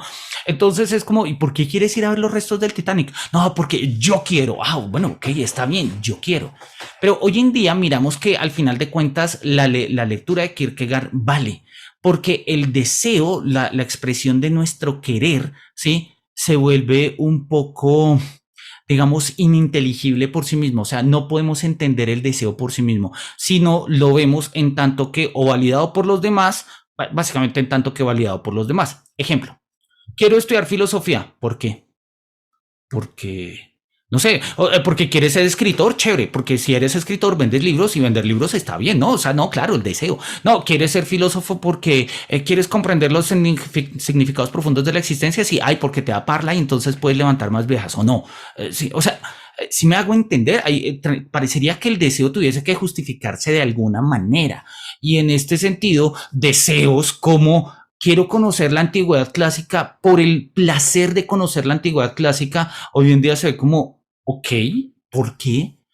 ¿Sí? Quizás eso antes se habría visto bien, no, es que es un romántico, es que es un ilustrado. Ahora uno le dice, no, mira, abre un canal en YouTube, monetiza eso y tal, y pues uno lo hace y oye, pues si me llega plata genial y si me llega reconocimiento genial, pero de una u otra forma parece que la única forma de validar los deseos es ante la validación y justificación ante los otros. De hecho, eso es lo que hacen las redes sociales, ¿sí? En fin. Luego valdría la pena que nosotros lo mirásemos un poco más adelante, pero quiero todavía leer un poquito más de estos diapsalmatas, ¿no? Andrés nos dice que ahí hay un llamado a la austeridad y al placer prudente. Sí, pero no desde una perspectiva ética. O sea, pues, podríamos leer una perspectiva ética, pero también existe ahí una perspectiva estética. Y eso es muy claro, por ejemplo, en el Don Juan de Kierkegaard, o sea, en el último de los textos que componen el libro de o lo uno o lo otro, ¿sí? Es un texto muy bonito donde Don Juan va a estar con Cordelia, ¿sí? Que es obviamente que yo les había dicho que es una novela epistolar y es como una especie de una serie de referencias biográficas a la vida de Kierkegaard y su relación con Regina. Pero la relación de Don Juan con Cordelia es simpática. Voy a hacer rápidamente un resumen del libro, de la trama del libro, es la siguiente. Cordelia es una chica de alta sociedad, es maravillosa, es bella, es queridísima, es astuta, es inteligente, es pila. Y don Juan llega a seducirla y dice, uy, quiero seducirla a ella, ¿sí? Entonces llega así en plan de, oye, mira, te vas a seducir. Cordelia se hace la difícil y dice a don Juan, ok, chévere la tarea, soy un seductor, mi tarea es seducir a Cordelia. Y empieza a seducirla con las estrategias de don Juan, que es muy hábil, y Cordelia cae muy rápido. Y don Juan dice, no, chévere, o sea, chévere que haya caído, pero porque mis estrategias son infalibles, soy don Juan, pero Cordelia tiene algo más que dar, así que vamos a alejarnos de Cordelia para volverla luego a traer con más fuerza, ¿no? Y don Juan es un calculador, calculando con su propio deseo, ¿sí? Pero el deseo de Cordelia no, el deseo de Cordelia no es calculado, es profundamente patético, es pasional, ¿no? Entonces, en el momento en el que ama, don Juan lo ama, en el momento en el que odia, lo odia, ¿sí? Tiene otras dimensiones. Y tiene que ver un poco justamente con eso. Tiene que ver un poco justamente con eso. Cuando leemos, si en algún momento llegamos a leer la obra, pues ahí podremos entender un poquito más de eso. Incluso un esteta como don Juan sabe que no se trata del placer inmediato, pese a que lo clave en la estética sea la inmediatez, porque hay momentos donde el placer alcanza digamos, un mayor brillo, un mayor fulgor, ¿sí? Cuando se es paciente, cuando se retrasa un momento, ¿no? Creo que todos lo hemos experimentado en muchos sentidos de nuestra vida. Qué extraña tristeza sentí al ver a aquel pobre hombre arrastrarse por las calles en un grandísimo gabán de color verde claro amarillento. Sentí pena por él, pero con todo, lo que más me conmovió fue que los colores de ese gabán evocaran vivamente en mí las primeras reproducciones de mi infancia en el noble arte de la pintura. Y es que ese era precisamente uno de mis colores favoritos. ¿No es una lástima que tales mezclas cromáticas, que todavía me es muy grato recordar, no se encuentren ya en la vida? No se encuentren ya en la vida, ¿no? Un tema ahí como la nostalgia romántica por la infancia. Todo el mundo las encuentra llamativas, extravagantes, solo aplicables a las baratijas nuremberguensas, o sea, de Nuremberg, ¿no? Y encima, si en alguna ocasión uno topa con ellas, el encuentro siempre es tan desafortunado como este. Siempre tiene que tratarse de un débil mental o de un mutilado, en una palabra, de uno que no encaja en la vida y el cual el mundo no quiere admitir. O sea, una conciencia infeliz. Es eso es una conciencia infeliz. Alguien que no encaja en la vida y que el mundo no quiere admitir, como el judío errante, como, no sé, como Fausto, como nosotros mismos, ¿no? Y yo, que siempre pintaba los ropajes de mis héroes con ese eternamente inamovible matiz de amarillo y verdoso, ¿no sucede esto mismo con todas las mezclas cromáticas de la infancia? Ese tinte que la vida tenía entonces acaba siendo demasiado intenso para nuestra esmerilada retina, demasiado llamativo. Es una reflexión muy bonita que vuelve y juega con el diapsalmata que ya habíamos puesto antes de el que decía de uno vive en la vejez lo que construyó en la juventud, así como a los Swift, ¿no? En la juventud hizo un manicomio y en la vejez terminó en él. Pasa esto y eso es una metáfora diferente para explicar la misma idea, ¿no? Veo a un vagabundo, tiene un traje verde amarillento y ¿saben qué? Ese era mi color favorito cuando era niño. Cuando era niño. No es eso una prefiguración un poco de mi vida, o sea, no estoy yo, o sea, pues ese es un vagabundo, pues es el vagabundo, es el pordiosero que está ahí dando vueltas, sí, arrastrándose con su abrigo, pero no soy yo algo así como un vagabundo de mí mismo, no soy como las ruinas de lo que alguna vez fui, aquello que yo alguna vez más valoré, no es aquello que ahora soy y definitivamente no es tanto, definitivamente no alcanza y definitivamente no cabe en el mundo, quizás, sí. Ay, la puerta de la dicha no se abre hacia adentro, de tal manera que uno pudiera abrirla de un empujón lanzándose sobre ella, sino hacia afuera. Por eso no hay nada que hacer. La puerta de la dicha, la puerta de la alegría y de la felicidad no se abre hacia adentro, sino hacia afuera, ¿sí? No podemos forzarla. En ese sentido no hay mucho que hacer, ¿no? Miremos cómo lo pone acá en estos términos. Dice...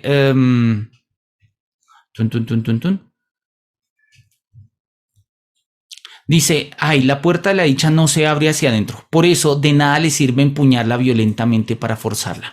La puerta de la dicha se abre hacia afuera y en este sentido no hay nada que hacer. El abrir hacia afuera o abrir hacia adentro hoy en día es lo que nosotros, por lo menos en Colombia, decimos abrir desde adentro o abrir desde afuera. Sí, hay puertas que se abren desde adentro, como las del baño. Sí, tú no cierras la puerta del baño, le pones seguro. Hay unas que automáticamente uno la cierra, se pone seguro. Sí, no se abre desde afuera, se abre desde dentro, como la de un baño. Pero hay otras puertas que no se abren desde afuera, desde adentro, sino desde afuera, como las de, no sé, supongo una cárcel, no sé, supongo un quirófano, no sé, supongo las de un asilo psiquiátrico, no sé, sí.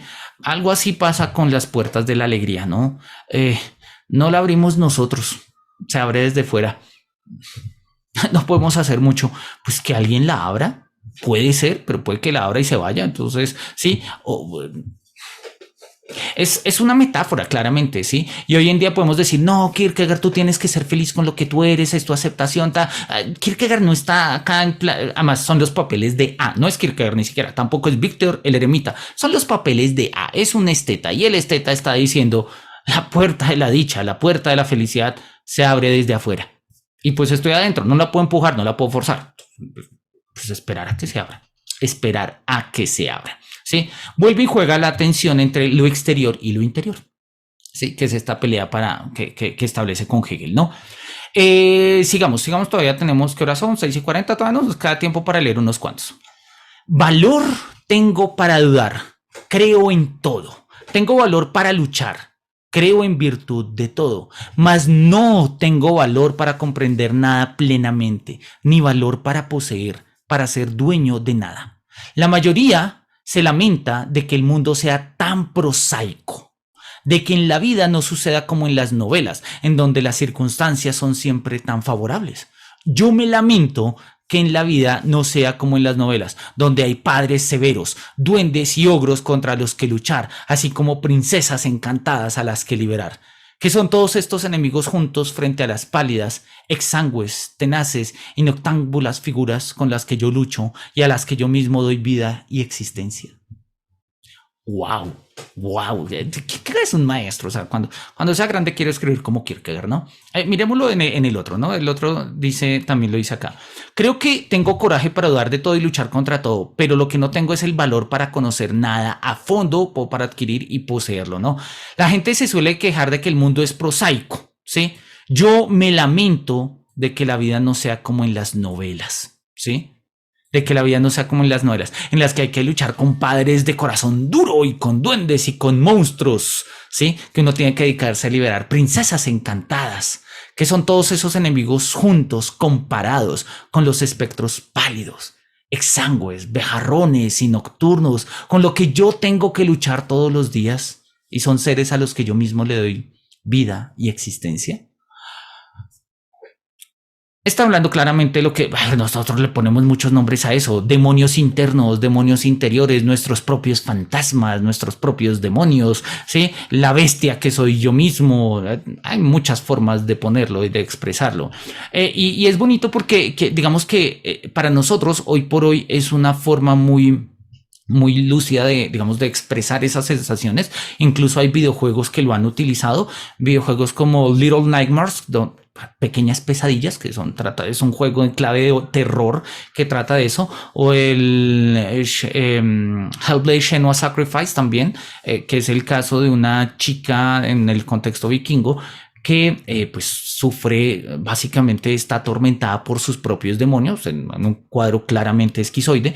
Sí, son videojuegos que nos muestran que, oye, esto es muy actual, y pues muchas de nuestras películas que nosotros vemos son esto. O sea, el gran drama del protagonista es el protagonista que lucha contra sus demonios internos. Es algo que ya en Kierkegaard en 1842-43 lo estaba diciendo, y parecía como una una señalización, ¿no? La gente se queja de que la vida es prosaica.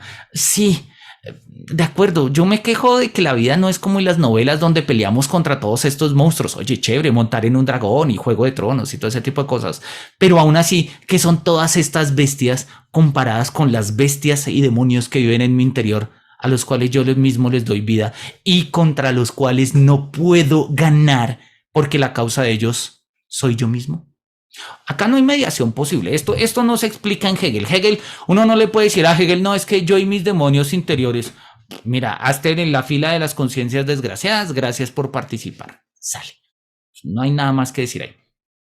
Y Kierkegaard dice, pues sí, aquí estoy yo con mis propios demonios. Me gustaría, sí, que, oye, un poco más de fantasía en el mundo, vampiros, zombies, todo ese tipo de cosas que hoy en día, magia, Harry Potter, Jedi, todo ese tipo de cosas que hoy el mundo de la fantasía contemporánea ha hecho industria, pero aún así, nada de eso resulta ser tan fuerte como nuestros propios monstruos interiores. Algo que Lovecraft, algo que el mismo Hoffman en el contexto del romanticismo entenderán y pues desarrollarán de una manera increíble. Cuán estériles son mi alma y mi pensar, y sin embargo, cuán mortificados sin cesar por fútiles dolores lascivos y penosos. ¿No me soltará nunca la lengua de mi espíritu? ¿Balbucearé siempre? Lo que necesito es una voz penetrante como la mirada del linceo, aterrorizante como el suspiro del gigante, persistente como el sonido de la naturaleza burlona, como un rociado soplo de aire, malvada como el desalmado desdeño del eco que abarque desde el bajo más profundo hasta el más penetrante do de pecho, modelado desde un sacramente blando susurro hasta la energía de la furia. Esto es lo que necesito para respirar, para lograr pronunciar lo que yace en mi mente, para sacudir las entrañas tanto del enfado como de la simpatía, mas mi voz es simplemente ronca, cual grito de gaviota, o apagada como la bendición en los labios del mudo. Es Kierkegaard, o sea, es un maestro, el tipo sigue explicando el dolor, o sea, lo que necesito para pensar, ¿sí? O mejor dicho, lo que yo necesito es una voz penetrante como la mirada del linceo, ¿sí? Una voz aterrorizante, una voz persistente, una voz malvada como de sal, ¿sí? Una voz que abarque desde lo más profundo hasta el penetrante dedo de pecho, una voz que sea furia y energía, ¿sí? Pero eso es lo que necesito para respirar. Necesito una fuerza infinita para vivir. Y después de recurrir a esta fuerza infinita que necesito para vivir, lo máximo que me sale es una voz ronca como una gaviota o una bendición en la boca de un mudo. Nosotros, por eso nos encanta Kierkegaard, porque son expresiones de lo que vivimos, nos sentimos así, necesitamos muchas veces energía infinita para hacer las cosas más mínimas, ¿sí? Es que necesito ir a estudiar a la universidad y recurrimos a las últimas causas de la realidad y hacemos del problema de levantarnos temprano un problema metafísico y encontramos sentido en todo ello y lo máximo que podemos hacer es coger un Transmilenio. Necesitamos demasiada energía para hacer lo más mínimo, ¿sí? Porque ya lo habíamos dicho, porque no encajamos en este mundo y somos como una letra impresa al revés. Un tipo de vainas un poco raras y nosotros nos sentimos así y Kierkegaard nos lo está diciendo, dice, sí, yo sé que tú te sientes así, yo me siento así, nos sentimos así. ¿Sí? Nos sentimos así. Andrés, tiene la mano levantada. Sí, pensando un poco lo que hemos leído, bueno, lo que el profe leído desde el momento, como que el hombre se torna un poquito extraño, ¿no? Porque es una manera de pensar la subjetividad un poco radical, creo. Pues no estoy desmintiendo como un juicio de que mal o bien, sino que, o sea, como que también genera como cierto grado de intriga, ¿no? Hasta qué punto nuestros problemas pueden ser resueltos a pesar de nosotros mismos, o hasta qué punto no. Y entonces como que eso genera como, eso nos hace temblar. No sé, es como, sí, la condición misma de la subjetividad es dolorosa, pero como que pues estamos cagados también y como que esa inconmensurabilidad con el mundo y con las cosas, como que esa conciencia desdichada del mundo, como que cómo nos permite pensar la vida también. Es un poco raro pensar la vida desde el dolor y la desdicha. Es como, pucha. como, sí, como dice el profe ahorita, lo decía, como que no tenemos herramientas para pensar eso bien, pero es una manera de pensar la subjetividad un poco extraña, me parece a mí, pero no sé no sé qué piensa el profe. No, está muy bien. A ver, lo que pasa es, obviamente, acá estamos leyendo Kierkegaard y queremos mantenernos muy en Kierkegaard, pero ampliemos rápidamente la perspectiva. Habíamos dicho, siguiendo las tesis de Rudy Bersafransky en su libro El romanticismo, que el romanticismo cambia el cogito cartesiano de la modernidad del pienso luego existo por un siento luego existo. Y si bien siento muchas cosas, siento alegría, siento enamoramiento, siento pasión, siento entusiasmo, hay cosas que podemos sentir horribles, muy horribles. Siento, luego existo. Esas también son formas que determinan mi subjetividad. Lo que pasa es que el mundo moderno, en particular el clasicismo sobre todo el clasicismo francés, ¿sí? Habían dejado de lado. Y habían dejado de lado porque la ilustración lo único que veía ahí eran formas irracionales, o sea, formas oscuras y confusas. Y lo que es oscuro y confuso hay que volverlo claro y distinto.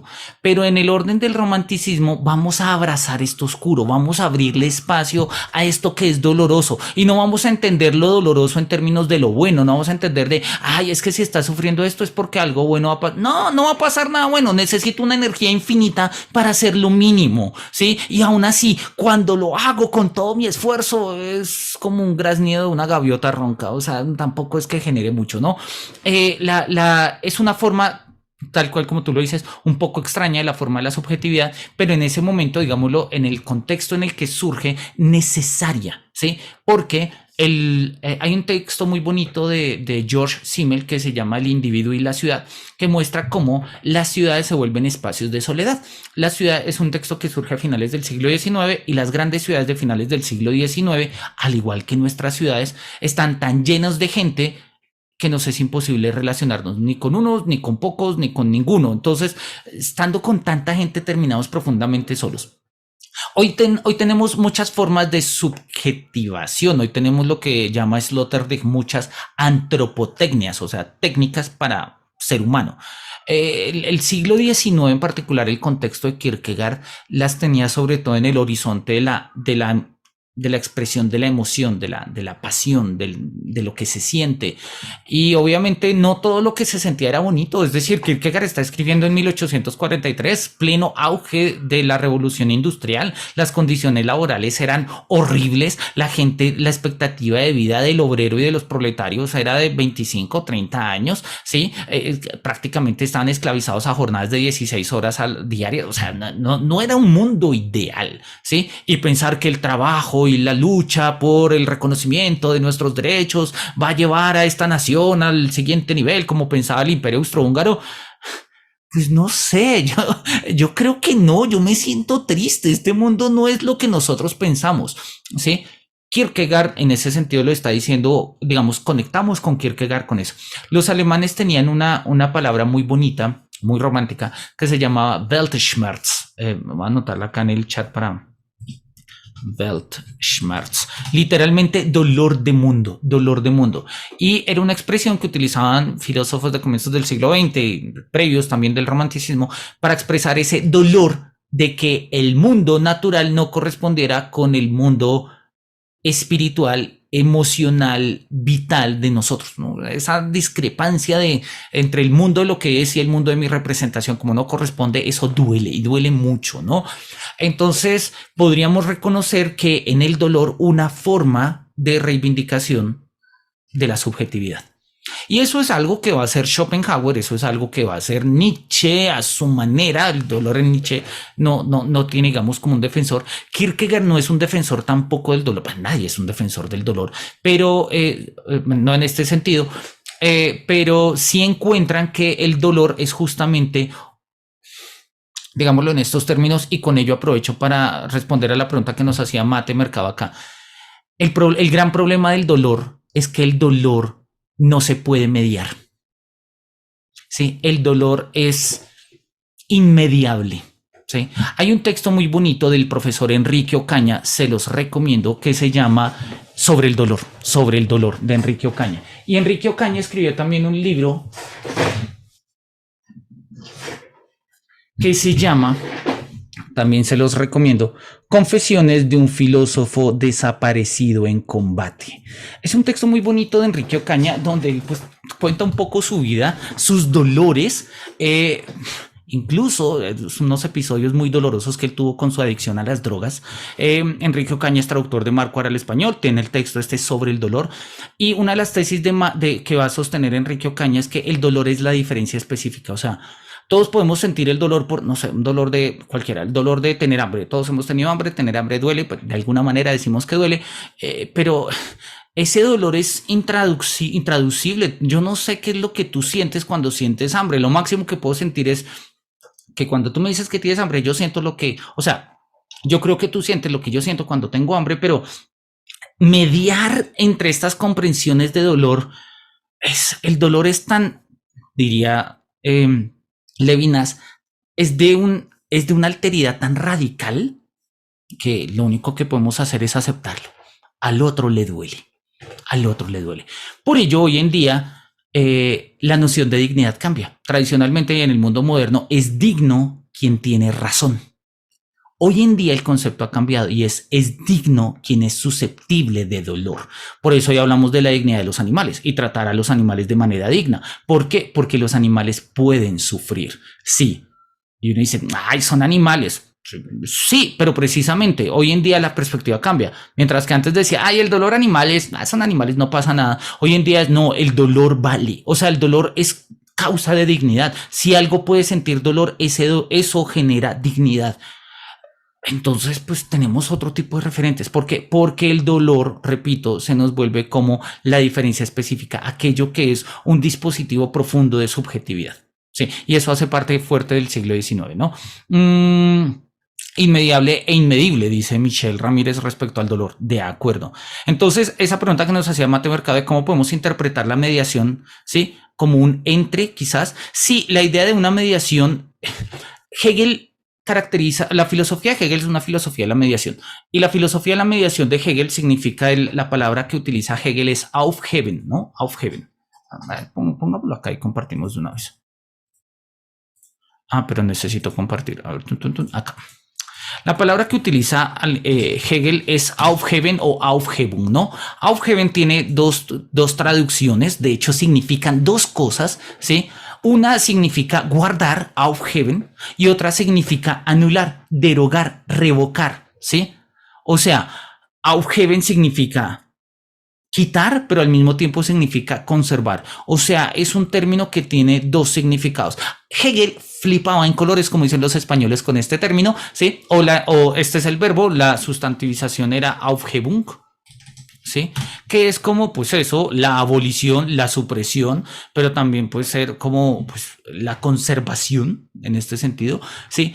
Entonces, para Hegel, toda mediación es una forma de Aufhebung, o sea, es una forma en la que lo conservamos, pero lo superamos. O sea, no está ahí, pero de una u otra forma sí está. O sea, depende de cómo lo miremos, ¿no? Y eso funciona a partir de negaciones, la negación de la negación, etc. Entonces, la tesis de Hegel es que todo puede mediarse, incluso el dolor, ¿sí? Incluso el dolor.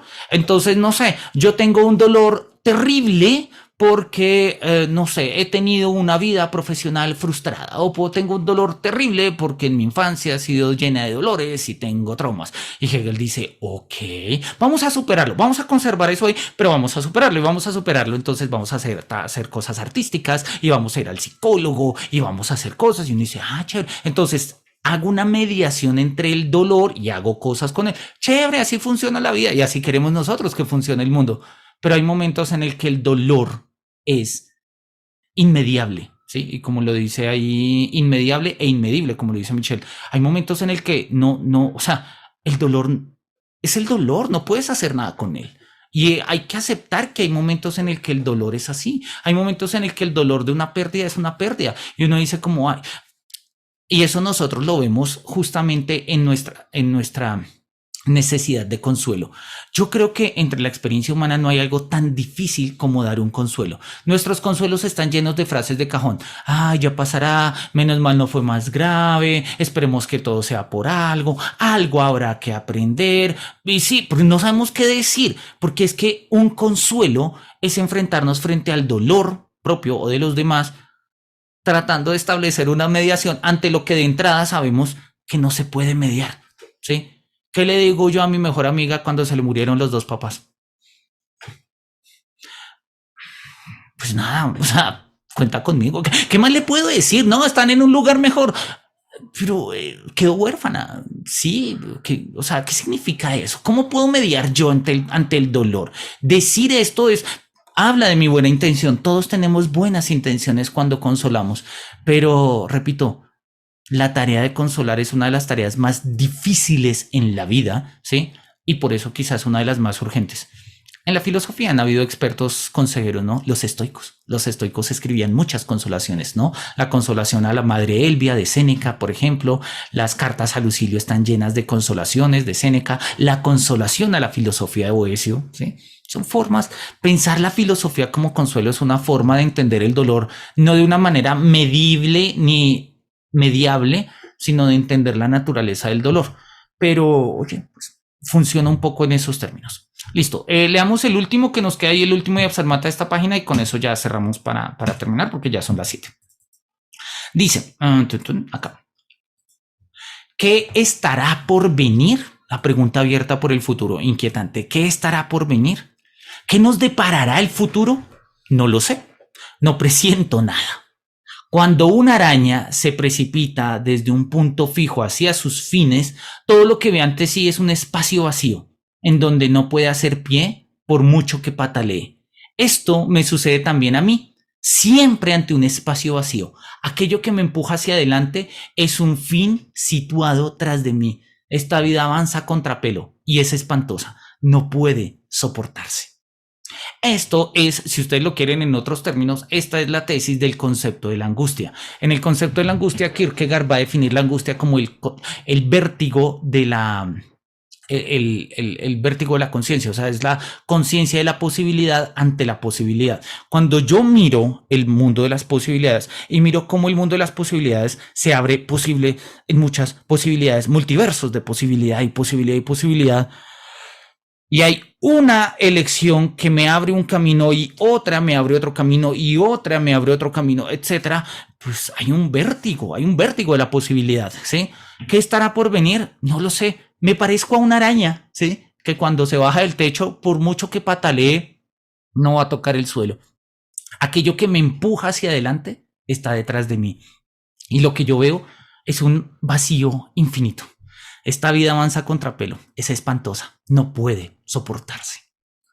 Wow, sí, vuelve y juega. Hoy en día lo llamaríamos ansiedad, hoy en día le llamaríamos, no, Kierkegaard disfruta de las pequeñas cosas. Sí, todo eso es cierto, pero repito, Kierkegaard está situado en un contexto de la filosofía muy importante y la labor que él está llevando a cabo en la historia de la filosofía es clave porque es romper este esquema de mediaciones constantes de entelequias clásicas, muy aristotélicas, tomistas y demás, y mostrar que hay momentos en los que nos sentimos así y está bien que nos sintamos así y necesitamos reconocer que nos sentimos así, ¿sí? Eso de no, es que yo ya la tengo clara, mira, entonces yo estudio filosofía y me gradúo y hago la tesis y luego soy, entonces me reproduzco, tengo hijos, mi familia, compro una casa y luego yo y mi obra y bla. No sé, pues sí, chévere, o sea, bacanísimo el proyecto, pero apenas das el primer paso, estás ante un vacío, ¿sí? No es fácil, no quisiéramos que fuera así, pero así es, ¿no? La vida es a contrapelo, es espantosa, no puede soportarse. Kierkegaard en sus diarios cuenta de cómo contempló la idea del suicidio varias veces. Nunca lo intentó, según él en sus diarios jamás llegó a intentarlo, pero sí contempló la idea más de una vez, ¿no? El suicidio en los románticos y en el siglo XIX tenía una forma hasta medianamente estética y poética de aceptar la muerte, ¿sí? Hoy en día lo vemos como problema de salud pública, pues, porque lo es además, ¿sí? En el siglo XIX tenía más que ver con otras perspectivas, pero en el fondo la pregunta por el suicidio es la misma pregunta que aparece en Novalis, que aparecían en los estoicos y que cuenta también el mito de Sísifo. Es la pregunta por saber si esta vida vale la pena ser vivida o no. Y si la vida es como la de una araña que apenas baja del techo, tiene que esperar mucho tiempo para encontrar algo firme, pues nos damos cuenta que el grueso de la vida humana consiste en el vivir en el sin fundamento, en el no fundamento, como lo diría Heidegger. Y eso es duro, es difícil. Bien, 7:04, no sé si hay alguien quiera comentar algo antes de cerrar, ya luego pues vamos a seguir, todavía nos quedan como la mitad los días Matas, pero me gusta leer uno por uno, comentarlo, charlarlos, porque oye, es Kierkegaard es un maestro y vale la pena seguirlo en su paso a paso, ¿listo? Entonces, bien, no sé, miremos el chat a ver si tenemos algún comentario por acá, o no sé si alguien quiera abrir el micrófono y decirnos algo. Bien. No veo nada por acá. Bien, entonces yo creo que podemos ir cerrando por ahora. Vamos a seguir, estamos en la página 49, vamos a seguir con la página 50, que empieza de sin duda el primer periodo del enamoramiento, es la época más bella, ¿sí? Vamos ahí a empezar con un Diapsalmata sobre el tema del enamoramiento y vamos a ver algunos otros que siguen ahí. No me resta sino agradecerles por su cariñosa acogida a este tipo de espacios. Para mí es un placer leer a estos grandes filósofos que a mí me apasionan y compartirlos con ustedes. No, profe, usted muchas gracias. Muchas gracias por este espacio, verdad que se agradece mucho. También a todos los compañeros y compañeras por aquí asistir. No, con mucho gusto. La idea es justamente, pues son espacios que creamos con todo el cariño y pues abiertos para ustedes y pues mostrar que la filosofía no es necesaria. O sea, se puede hacer de tantas maneras que lo que necesitamos es actitud para hacerlo y ya está, ¿no? Como lo decía Parmenides en su primera línea, ¿no? La yegua me lleva hasta donde alcanza mi ánimo y mi ánimo me da para leer a Kierkegaard párrafo por párrafo con aquellos que quieran. No me resta sino agradecerles, que los cielos nos miren con su beneplácito. Nos vemos el próximo jueves a las 5 de la tarde. En el transcurso del fin de semana estaré subiendo este video al canal.